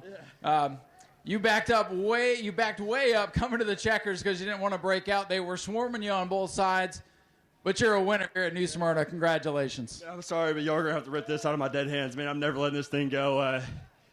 I know there's not a lot of fans here right now, but if you're here right now, thank you so much for coming out. Out of my buddy Zach. Oh my gosh, it's so much that goes into this behind the scenes, and when you don't do it for a while, you don't think you'll ever get a chance to do it. So try not to get emotional, but this is all I've ever wanted to do. This is all I really know how to do. I'm just all right at everything else. Racing is the only thing that truly has my heart. Well, in the last year or two, you've come a long way. The first time you were out here, you were up near the wall, running in the dirt, trying to figure this out, and you got better and better. And you almost got too good with the 24-second rule because it's bit you a couple times, and you've been frustrated by it. But you guys keep on keeping on, and it's finally worked out in your favor. Yeah, a quick shout-out to Cheaters Only. It's a big group, everybody who races here. I'd like to thank a special thank you to not that he's my favorite or anything, but Eugene, he's helped me out so much behind the scenes. And I know I announced earlier this week we're on Pro Truck Racing, and I'm so excited. If this is the end with this car, I couldn't have thought of a better way to do it. Gosh, man, so happy. Man, I'll tell you, that was a crazy race. Everybody's breaking out. Things are back and forth. And for it to finally end up in your favor, and you get to celebrate with bigger things coming on the horizon, enjoy being a winner. Thank you. A really big shout out to my dad, man. I literally would not be here without him. God, I'm out of words. I'm speechless right now. Go celebrate. Ladies and gentlemen, Vincent Cortez, your winner in the Bomber A's here today, and we'll head over to this side. Grab a word with our runner-up, Stephen Brown, the point leader.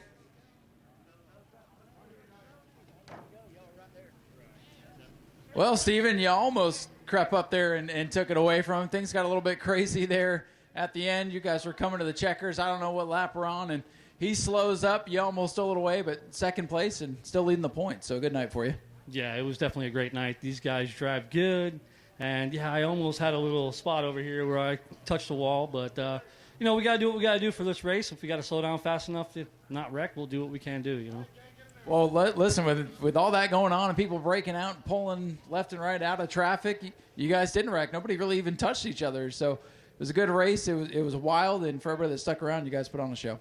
Yeah, that was a lot of fun. We were really close side by side over there in corner 2 a few times, but I love it. I'm having fun, and thank you to everybody that came out and everybody watching, and hope you all have a wonderful night. Anybody you want to thank? I want to give a big thank you to my Uncle Ernie right here. He's the man. This is his car, and big thank you to SLS, Southeastern Lighting Solutions, and Robbie Hager, all you people here. Thank you all so much. We got the sensor in there just in time. Steve, congratulations on a great run. Stephen Brown, the point leader, second place here tonight. Celebrations continue down here in Victory Lane, as they should. And it's the end of the night, so they don't even have to leave. Who ended up third? Eddie Evans Sr. takes home third. Well, Senior, it was a good run for you. Your boy can drive, man. He's running like 23.4s. Just unfortunately, that gets you to the back of the pack. But you drive pretty good yourself, and, hey, he learned everything from you, didn't he? Yeah, I taught him a lot, but, there's a little help from Dustin and Mark Bell here. We've been working with him and everything, so he's doing pretty good.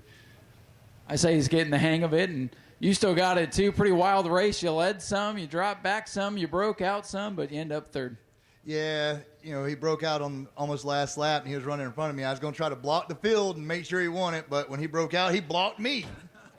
I'll tell you, there were so many people breaking out, things going on. You guys are coming to the checkers. I thought there was like 2 laps to go. I lost track. I was watching stopwatch, watching you guys. I don't know how y'all didn't wreck. It was wild. It was a fun way to end the night. Hopefully you had fun out there, too. Oh, yeah, it was a blast. And, we was coming to the last lap, and I seen the 88 and the 23, and we all slow up. And we're like, oh, who's going to get faster? Who's not going to let us break out? But it was pretty fun. It was fun. Do you have anybody you want to thank tonight? Yeah, I'd like to thank Brown & Brown Insurance. They come out and support us again. They're a good insurance group for our commercial insurance. I'd like to thank my son. I love racing with this kid, and he's going places, and I'll be right there to make sure he does. And we'll be talking to him pretty soon here, I think. Oh, yeah. Good job, Eddie Jr. Eddie Evans Jr., 4th, Senior in 3rd. And ladies and gentlemen, this family fun night has come to an end. Appreciate everybody sticking around to the bitter end. Congratulations again to Vincent Cortez and all the winners here this evening. Again, next weekend we are off, but we'll be back on, what month are we in? April 25th for the Orange Blossom 100 with the Super Late Models, Pro Trucks, Super Stocks. These Bomber A's will be back along with the Ground Pounders. So until then, please drive home safe. We'll see you in a couple of weeks. Good night, everybody. I'm going to bed.